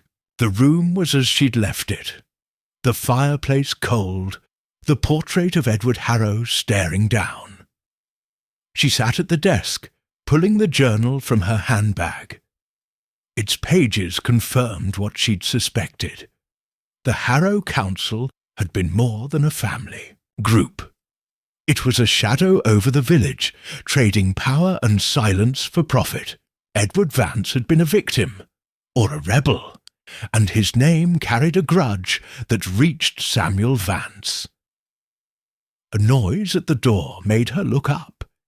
Mrs. Gibbs stood there, her face pale, a tray of tea in her hands.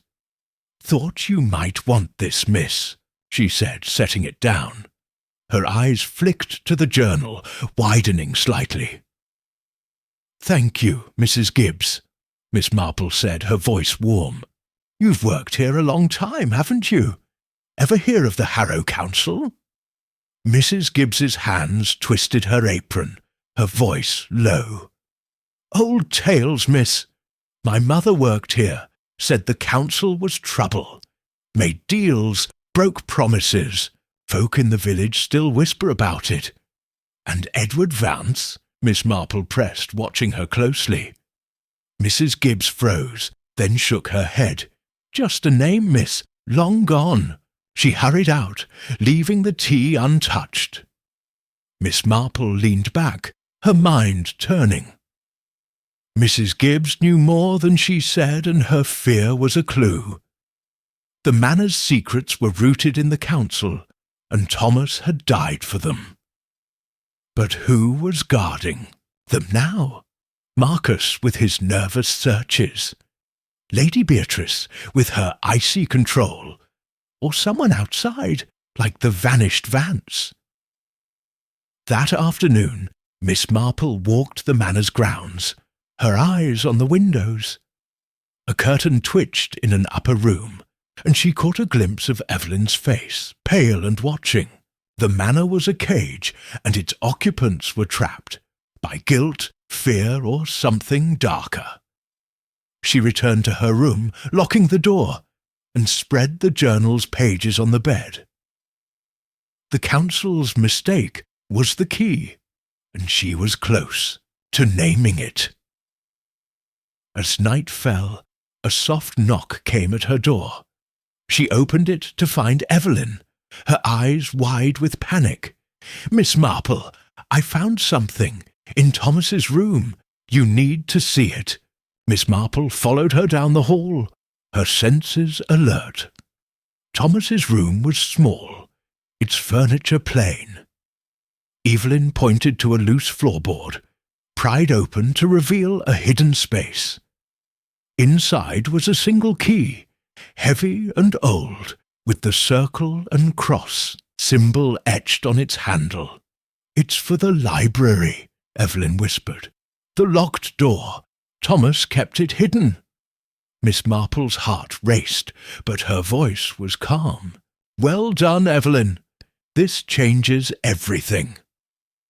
She took the key, her fingers closing around its cold metal. The manor's secrets were unlocking, one by one. But with each lock opened, the danger grew. Someone was watching, and they knew she was close. Miss Marple smiled faintly, her eyes sharp. The old manor was talking, and she was listening. Chapter 11. The Cipher Unravelled. The air in Blackthorn Manor was thick with tension, the kind that made every creak sound like a warning. Miss Marple sat in her room, the heavy library key on the table before her, its circle and cross symbol glinting in the lamplight. Evelyn's discovery had shifted the mystery, like a lock clicking open. The key was more than a tool. It was a bridge to Thomas's secrets, and perhaps to his killer.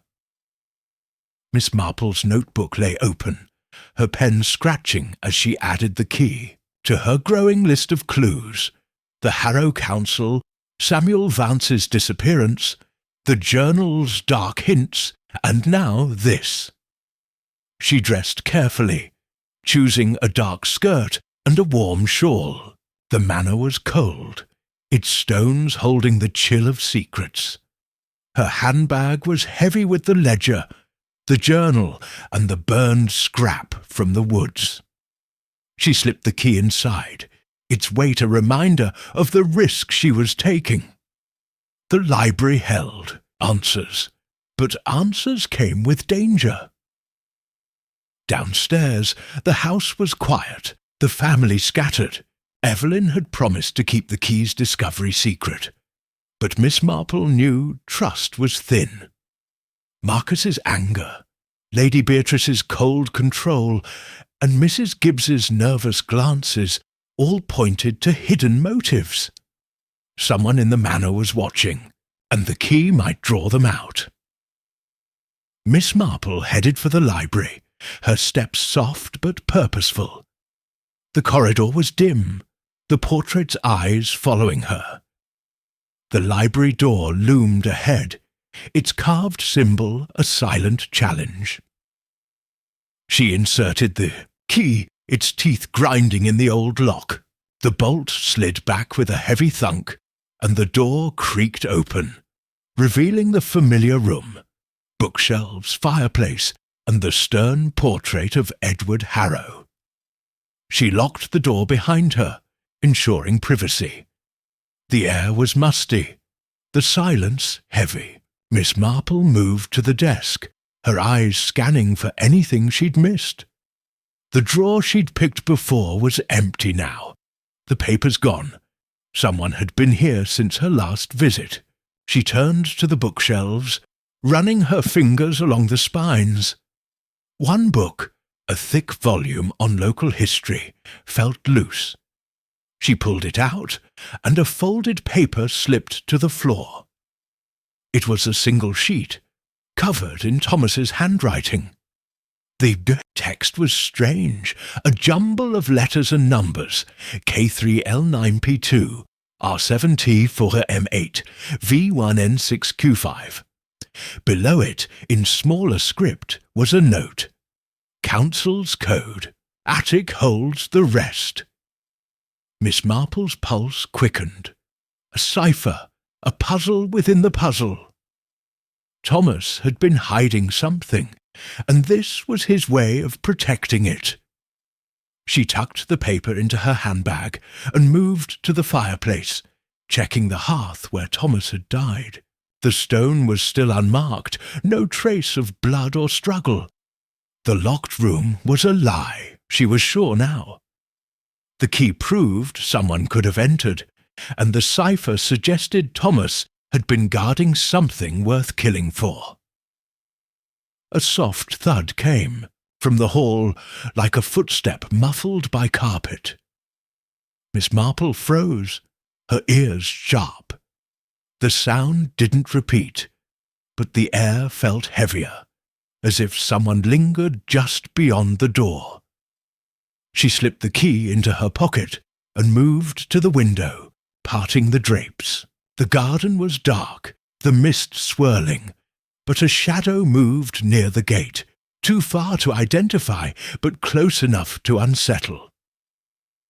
She returned to the desk, her mind racing. The cipher needed decoding, and the attic was her next stop. But first, she needed help. Evelyn was the only one she could risk trusting, and even that was a gamble. Miss Marple left the library, locking the door behind her, and headed for Evelyn's room. The manor was a maze of shadows, each corner hiding eyes. Evelyn answered her knock, her face pale and her eyes wide. "Miss Marple, what's wrong? Did the key work?" "It did," Miss Marple said, stepping inside and closing the door. "And it led me to this." She showed Evelyn the cipher, watching her reaction. "Thomas left it in the library. It's a code, and he said the attic holds the rest. Do you know anything about it?" Evelyn shook her head, her hands trembling. "No, but Thomas was always writing strange things. He said it was to keep things safe. He didn't trust anyone, not to even me." Miss Marple nodded, her voice gentle.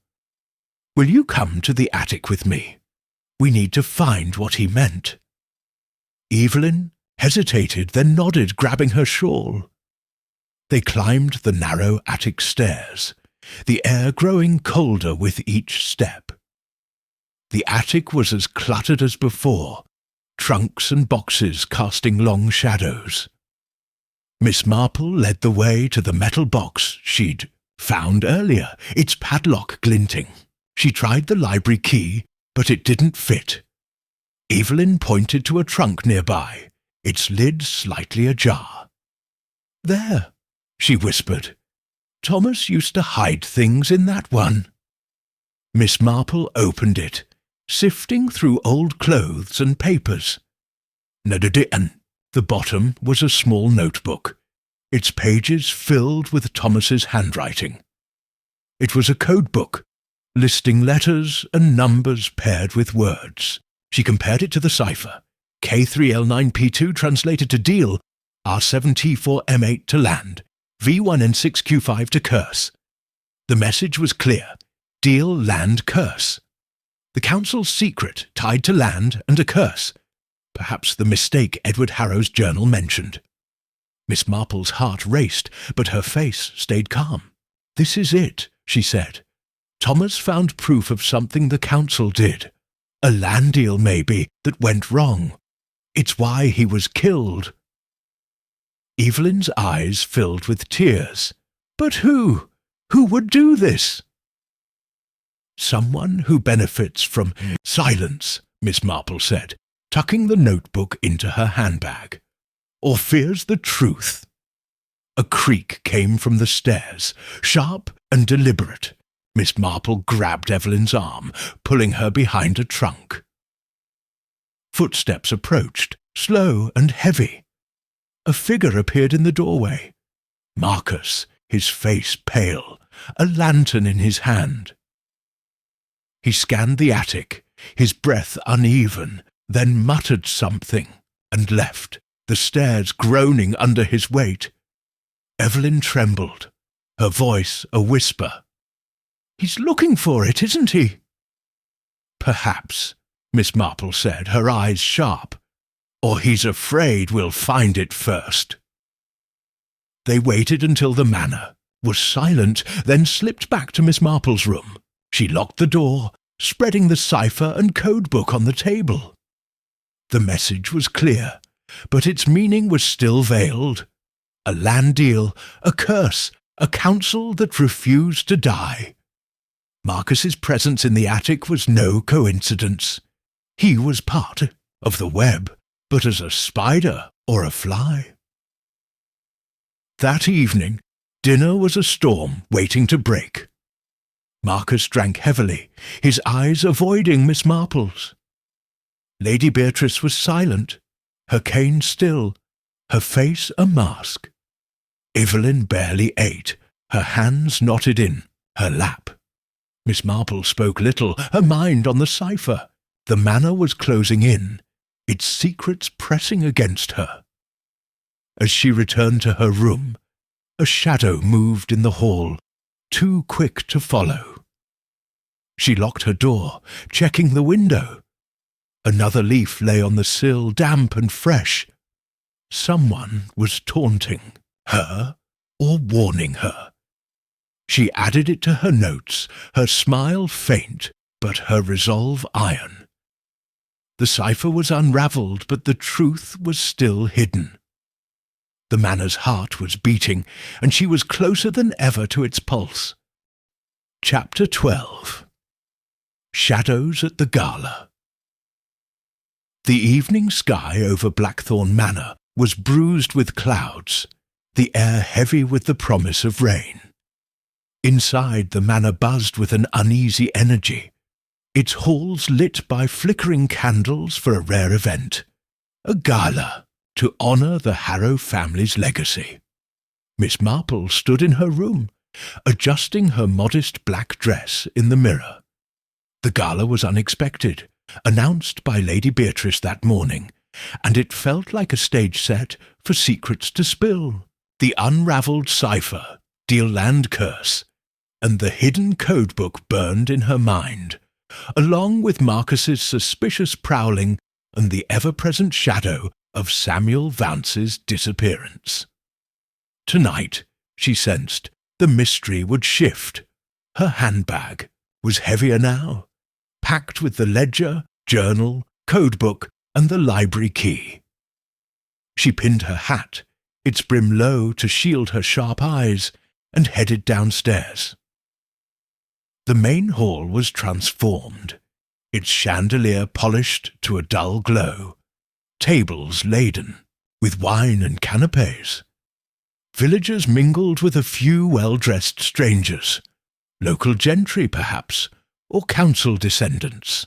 The circle and cross symbol appeared subtly on cufflinks and brooches, a silent reminder of the Harrow legacy. Evelyn stood by the fireplace, her green dress echoing Cecilia Harrow's portrait. Her face was pale, her smile forced as she greeted guests. Marcus lurked near the wine table, his tie loose, his eyes darting. Lady Beatrice held court in a high-backed chair, her cane a sceptre, her gaze cutting through the crowd. Miss Marple slipped into the room, her presence unnoticed by most, just another old lady in a sea of chatter. She moved through the crowd, her ears catching snatches of talk, village gossip, Harrow history, hushed mentions of Thomas's death. A woman in a red shawl whispered to her companion, "They say the manor's cursed, ever since the council's day." Her friend nodded, glancing at Lady Beatrice. Miss Marple filed it away, her mind on the cipher's curse. Was it superstition, or something more? She approached Evelyn, her voice soft. "You look lovely, my dear. Quite the turnout." Evelyn's smile wavered. Aunt Beatrice insisted. Says it's to show we're strong despite everything. But it feels wrong, with Thomas gone. Miss Marple patted her arm. Sometimes showing strength hides weakness. Keep your eyes open tonight, Evelyn. People reveal themselves in crowds. Evelyn nodded, her eyes flickering to Marcus, who was downing another glass of wine. Miss Marple moved on, her gaze scanning for familiar faces. Mrs. Gibbs was serving drinks, her hands steady, but her face tense. Mr. Tate, the pub landlord, stood by the door, his ruddy cheeks flushed with drink. No sign of Samuel Vance, though she hadn't expected him. His absence was a shadow, as telling as his presence would have been. She paused by a table, pretending to study the food while listening to two men nearby. One, grey-haired and pompous, wore a pin with the Harrow crest. "The council was necessary," he said, his voice low. "Kept the village afloat. Shame Thomas stirred it up." His companion, younger and nervous, muttered, "Better left buried. Too many eyes now." Miss Marple's pulse quickened. The council was alive, or its echoes were, and these men knew it. She memorized their faces, planning to ask Mrs. Cole. About them later. As she turned, she caught Lady Beatrice watching her, her eyes like flint. Miss Marple smiled politely, but the air between them crackled. The gala grew louder, music from a gramophone filling the hall. Miss Marple slipped into a side corridor, needing a moment to think. The cipher pointed to a land deal gone wrong, tied to the council's mistake. The manor's secrets, its hidden rooms, the journal, the key, all circled that truth. But who guarded it? Marcus with his guilt, Lady Beatrice with her control, or an outsider like the vanished Vance? A soft rustle came from the shadows. Miss Marple froze, her hand on her handbag. A figure stepped forward. Mrs. Gibbs, her apron twisted in her hands, her face pale. "Miss Marple," she whispered, "you've got to stop. They know you're close." "Who knows?" Miss Marple asked, her voice calm but her eyes sharp. Mrs. Gibbs glanced back, her voice trembling. "I can't say, but I heard them talking after you found that key. They're scared, and scared people do bad things." Miss Marple nodded, her mind racing. "Thank you, Mrs. Gibbs. You're braver than you know." The housekeeper scurried away, leaving Miss Marple in the dim corridor. She returned to the hall, her senses heightened. The gala was a mask, hiding motives in plain sight. She approached Marcus, who was swaying slightly, his glass empty. "Enjoying the evening, Mr. Harrow?" she asked, her tone light. He glared, his voice slurred. "What's it to you? You're just here to dig up dirt." "Only truth," Miss Marple said, her smile gentle. "That letter you found, Thomas's threat. Did you meet him that night in the library?" Marcus's face paled, his hand shaking. "I told you, I didn't see it till yesterday. You're barking up the wrong tree." "Perhaps," she said, watching his eyes. They were wide, not with guilt, but with fear. He was hiding something, but it wasn't the whole story. She moved to Lady Beatrice, who hadn't stirred from her chair. "A fine event, Lady Beatrice," Miss Marple said. "Reminds me of old village gatherings, though I hear the Harrow Council used to host grander ones." Lady Beatrice's cane tapped once, hard. "You're a persistent nuisance, Miss Marple. The council's dead, and so is Thomas. Let it be." "Dead things leave echoes," Miss Marple said, her voice soft. "And echoes can be loud." Lady Beatrice's lips thinned, but she turned away, dismissing her. Miss Marple felt the weight of her stare as she rejoined the crowd. The gala was a chessboard, and she was moving pieces, testing reactions. Someone would slip.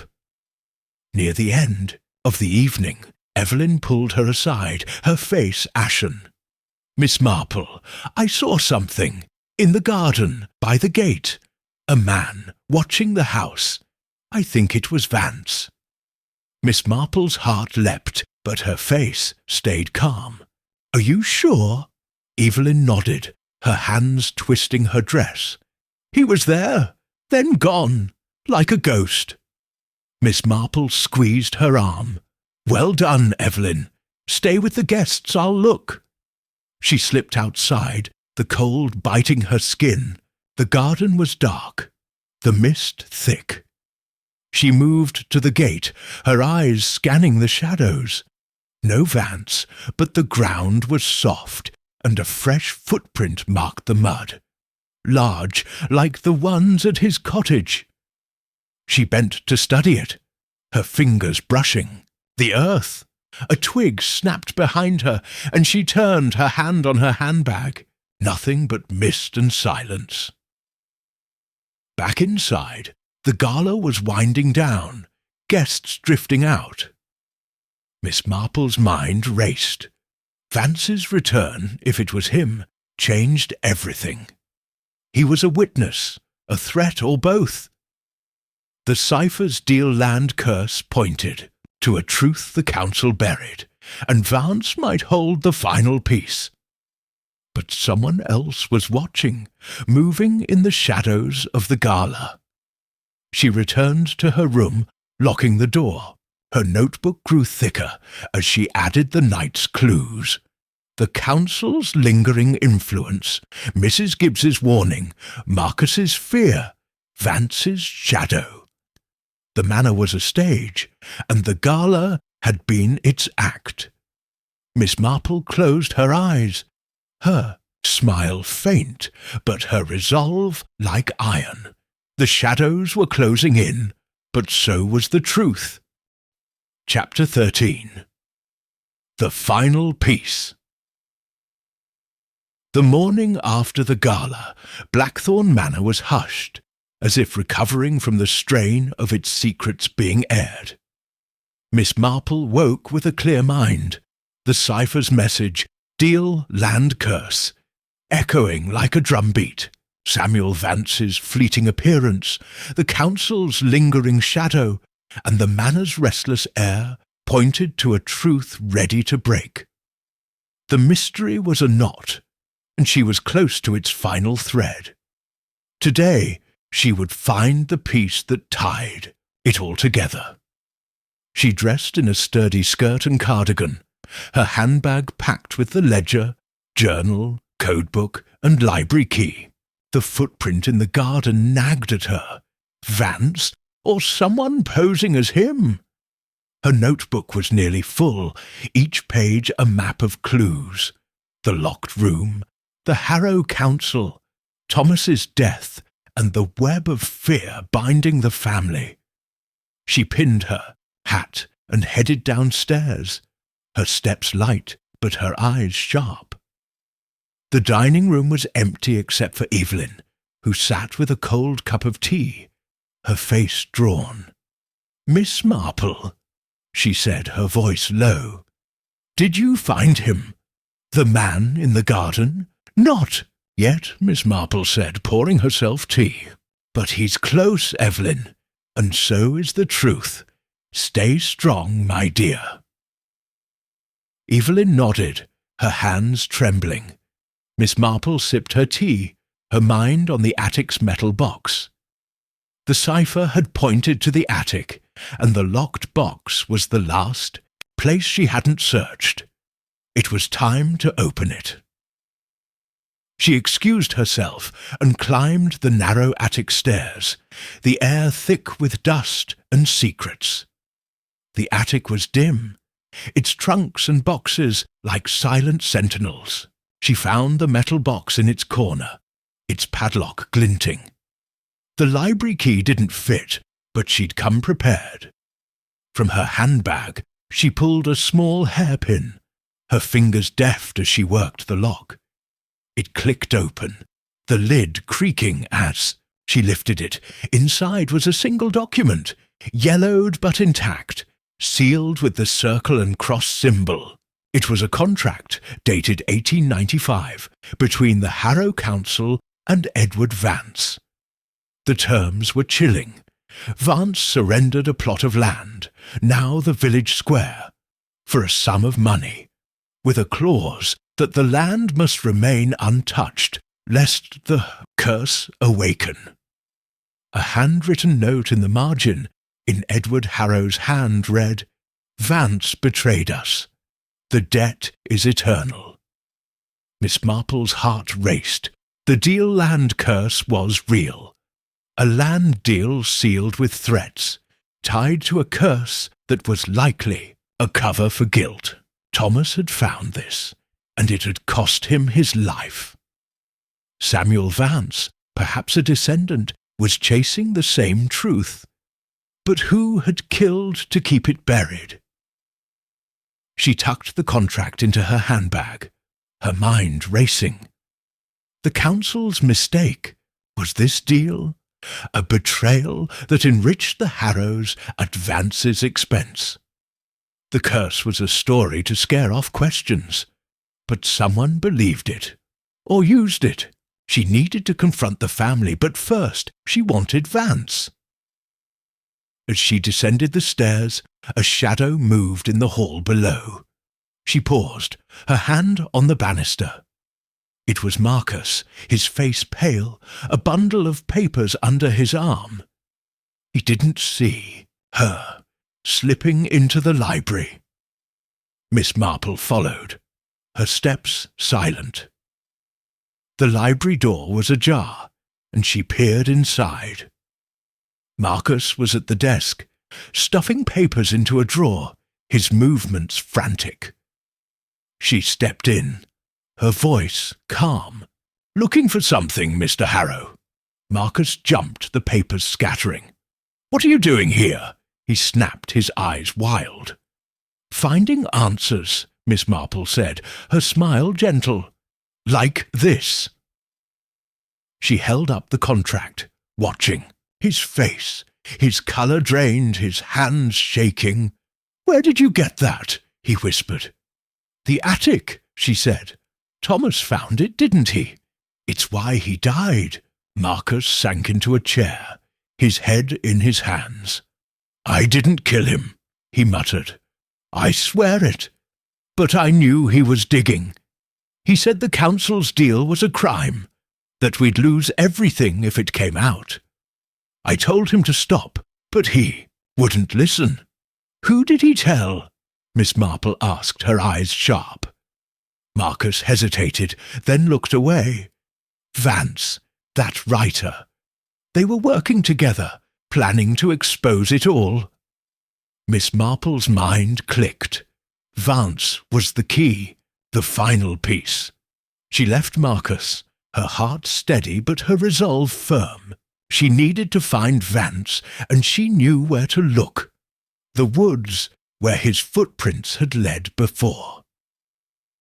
She recruited Evelyn, who agreed despite her fear. They set out, the mist thin but the air cold. The woods were silent, the trees looming like guards. Miss Marple followed the path to the clearing, the fire pit's ashes still there.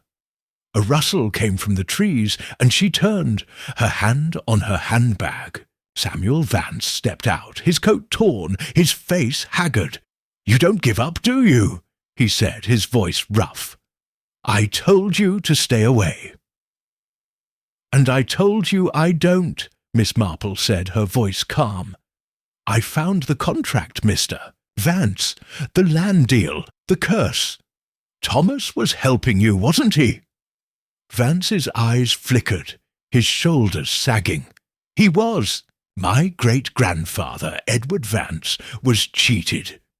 The Harrows took his land, spread lies about a curse to keep it quiet. Thomas found proof, but someone got to him first. Who?" Miss Marple pressed, her eyes locked on his. Vance glanced at Evelyn, then back. "I don't know, but they're still here, watching. I've been hiding, trying to finish what Thomas started." Miss Marple nodded, the final piece falling into place. The killer was in the manor, guarding the council's shame. Marcus was too weak, Evelyn too scared.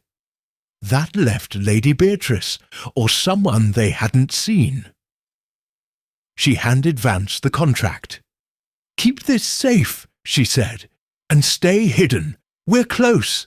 Back at the manor, she found Lady Beatrice in the sitting room, her cane still, her eyes like steel. "You've been busy," Lady Beatrice said, her voice cold. "Find what you were looking for?" "Almost," Miss Marple said, her smile faint. "The Harrow Council made a mistake, didn't they? A land deal that ruined a man. Thomas died to keep it quiet." Lady Beatrice's face didn't change, but her knuckles whitened on her cane. "You're meddling in things you don't understand, Miss Marple. Leave it, or you'll regret it." Miss Marple met her gaze, unflinching. I understand enough, Lady Beatrice, and I won't stop until the truth is out." She left the room, her heart pounding, but her resolve like iron. The final piece was in place. The deal, the motive, the killer's shadow. The manor was a trap, and she was ready to spring it. Her notebook waited, the last page blank, ready for the truth. Outside, the mist thickened, but Miss Marple's eyes were clear. The end was near, and she would meet it head-on. Chapter 14. The Truth Unveiled.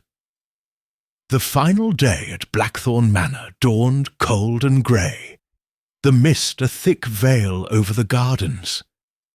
Miss Marple stood in her room, her notebook open, its pages a tapestry of clues woven over days. The locked library, the Harrow Council's land deal, Thomas's cipher, Samuel Vance's warnings, and the contract that named a betrayal. The mystery was a knot, and the final thread was ready to be pulled. Today she would face the killer and lay the truth bare. She dressed in her simplest dress, grey and unassuming, her hat pinned low. Her handbag held everything: the ledger, journal, codebook, library key, and the contract. Each was a weapon, not of force, but of knowledge. She checked the window, noting the absence of leaves or footprints. The watcher had gone quiet, perhaps sensing the end. Miss Marple smiled faintly, her eyes sharp as she headed downstairs. The manor was a tomb, its silence heavy. Evelyn was in the dining room, her hands knotted around a cold teacup. Marcus slumped by the window, his face haggard, a glass of whisky in hand despite the hour. Lady Beatrice sat at the table's head, her cane still, her face a mask of stone. Mrs. Gibbs moved in the background, her apron twisted, her eyes darting. The air crackled, every glance a spark. "Good morning," Miss Marple said, her voice calm as she took a seat. "A fine day to settle things, don't you think?" Lady Beatrice's eyes narrowed. "Settle what, Miss Marple? You're meddling?" "Shh! Truth," Miss Marple said, pouring tea. "Thomas's death wasn't an accident. It was murder, tied to a secret the Harrow Council buried. I know it all now." Evelyn gasped, her cup rattling. Marcus's glass froze halfway to his lips. Lady Beatrice's cane tapped once, hard. Mrs. Gibbs paused at the door, her face pale. Miss Marple sipped her tea, her smile gentle, but her gaze like steel. The room was a stage, and she was ready to drop the curtain. "Rubbish," Marcus muttered, his voice slurred. "You've got nothing but guesses." "Not guesses," Miss Marple said, setting her cup down. Facts. Thomas found a contract from 1895, a deal where Edward Vance gave up land, the village square, to the Harrow Council. The Harrows paid him, but it was a cheat, sealed with threats of a curse. The council grew rich, but the Vance family was ruined. Thomas wanted to expose it, and someone killed him to keep it quiet. Lady Beatrice's lips thinned. "Old history. Even if it's true, it's no reason to kill." "Oh, but it is," Miss Marple said, her voice soft. "The land's still valuable, and the council's shame is a stain on this family. Thomas's proof threatened someone's power, or their freedom. The locked library was a trick, wasn't it? The key Evelyn found proves it. Someone entered, killed Thomas, and locked the door to make it look like an accident." Evelyn's eyes widened. "But who could do that?" Miss Marple's gaze swept the room, settling on each face. Let's start with motives. Marcus, you were scared Thomas's digging would ruin the family. You found a letter saying he knew your secret. Perhaps your part in hiding the council's deeds. You were in the library that night, weren't you? Marcus's face drained of colour, his glass crashing to the floor. I didn't kill him. I argued with him, yes, but I left him alive, I swear it. Miss Marple nodded, her eyes moving to Evelyn. Evelyn, you loved Thomas, but you were terrified of the truth. You wrote to me, but maybe to control what I found. Did you know more than you said? Evelyn shook her head, tears spilling. No, I wanted to help. I didn't know what Thomas had until you came. Miss Marple's gaze shifted to Lady Beatrice. And you, Lady Beatrice, you've guarded this family's name like a fortress. The council was your father's legacy, wasn't it? Thomas's questions were a threat to everything you hold dear. You've got the strength and the will to silence him. Lady Beatrice's cane slammed the floor, her voice ice. You're a fool, Miss Marple. I'd never harm my own blood, no matter what he did.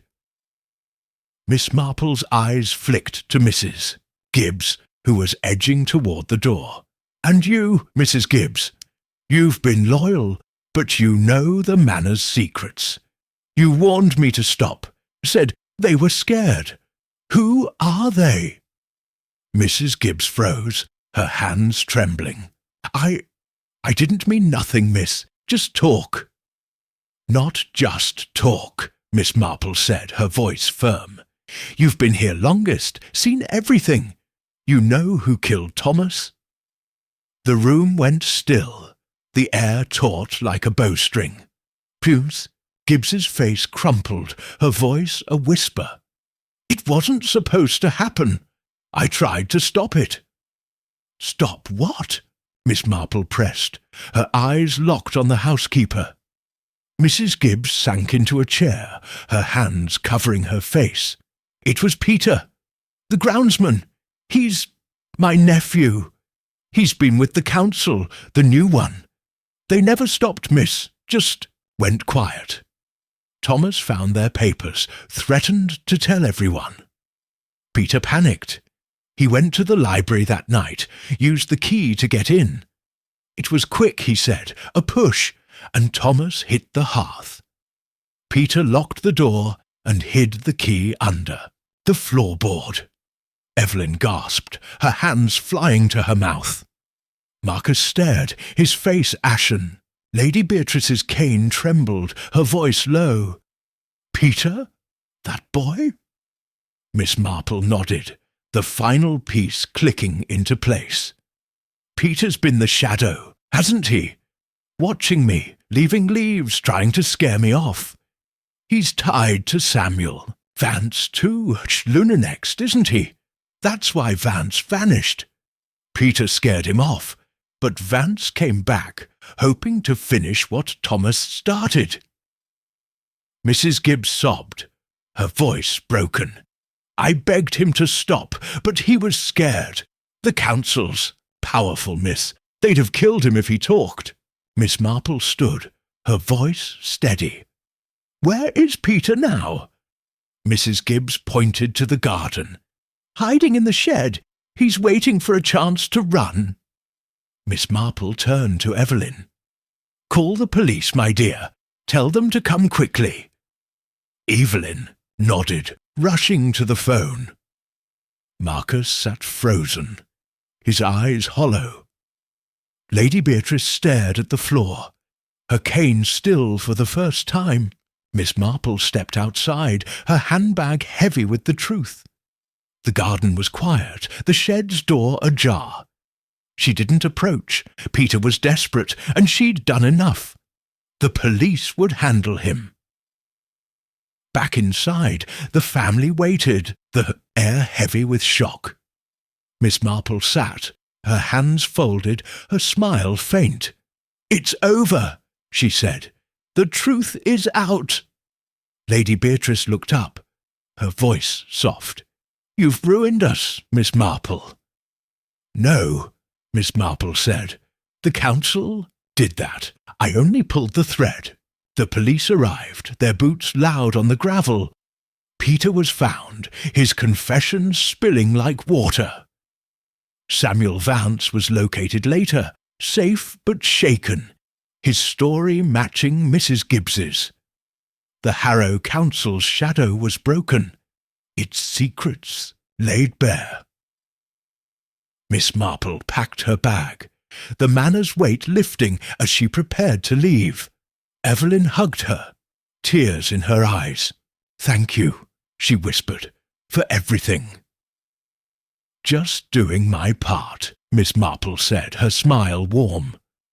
She boarded the train to St. Mary Mead, her notebook closed, the mystery solved.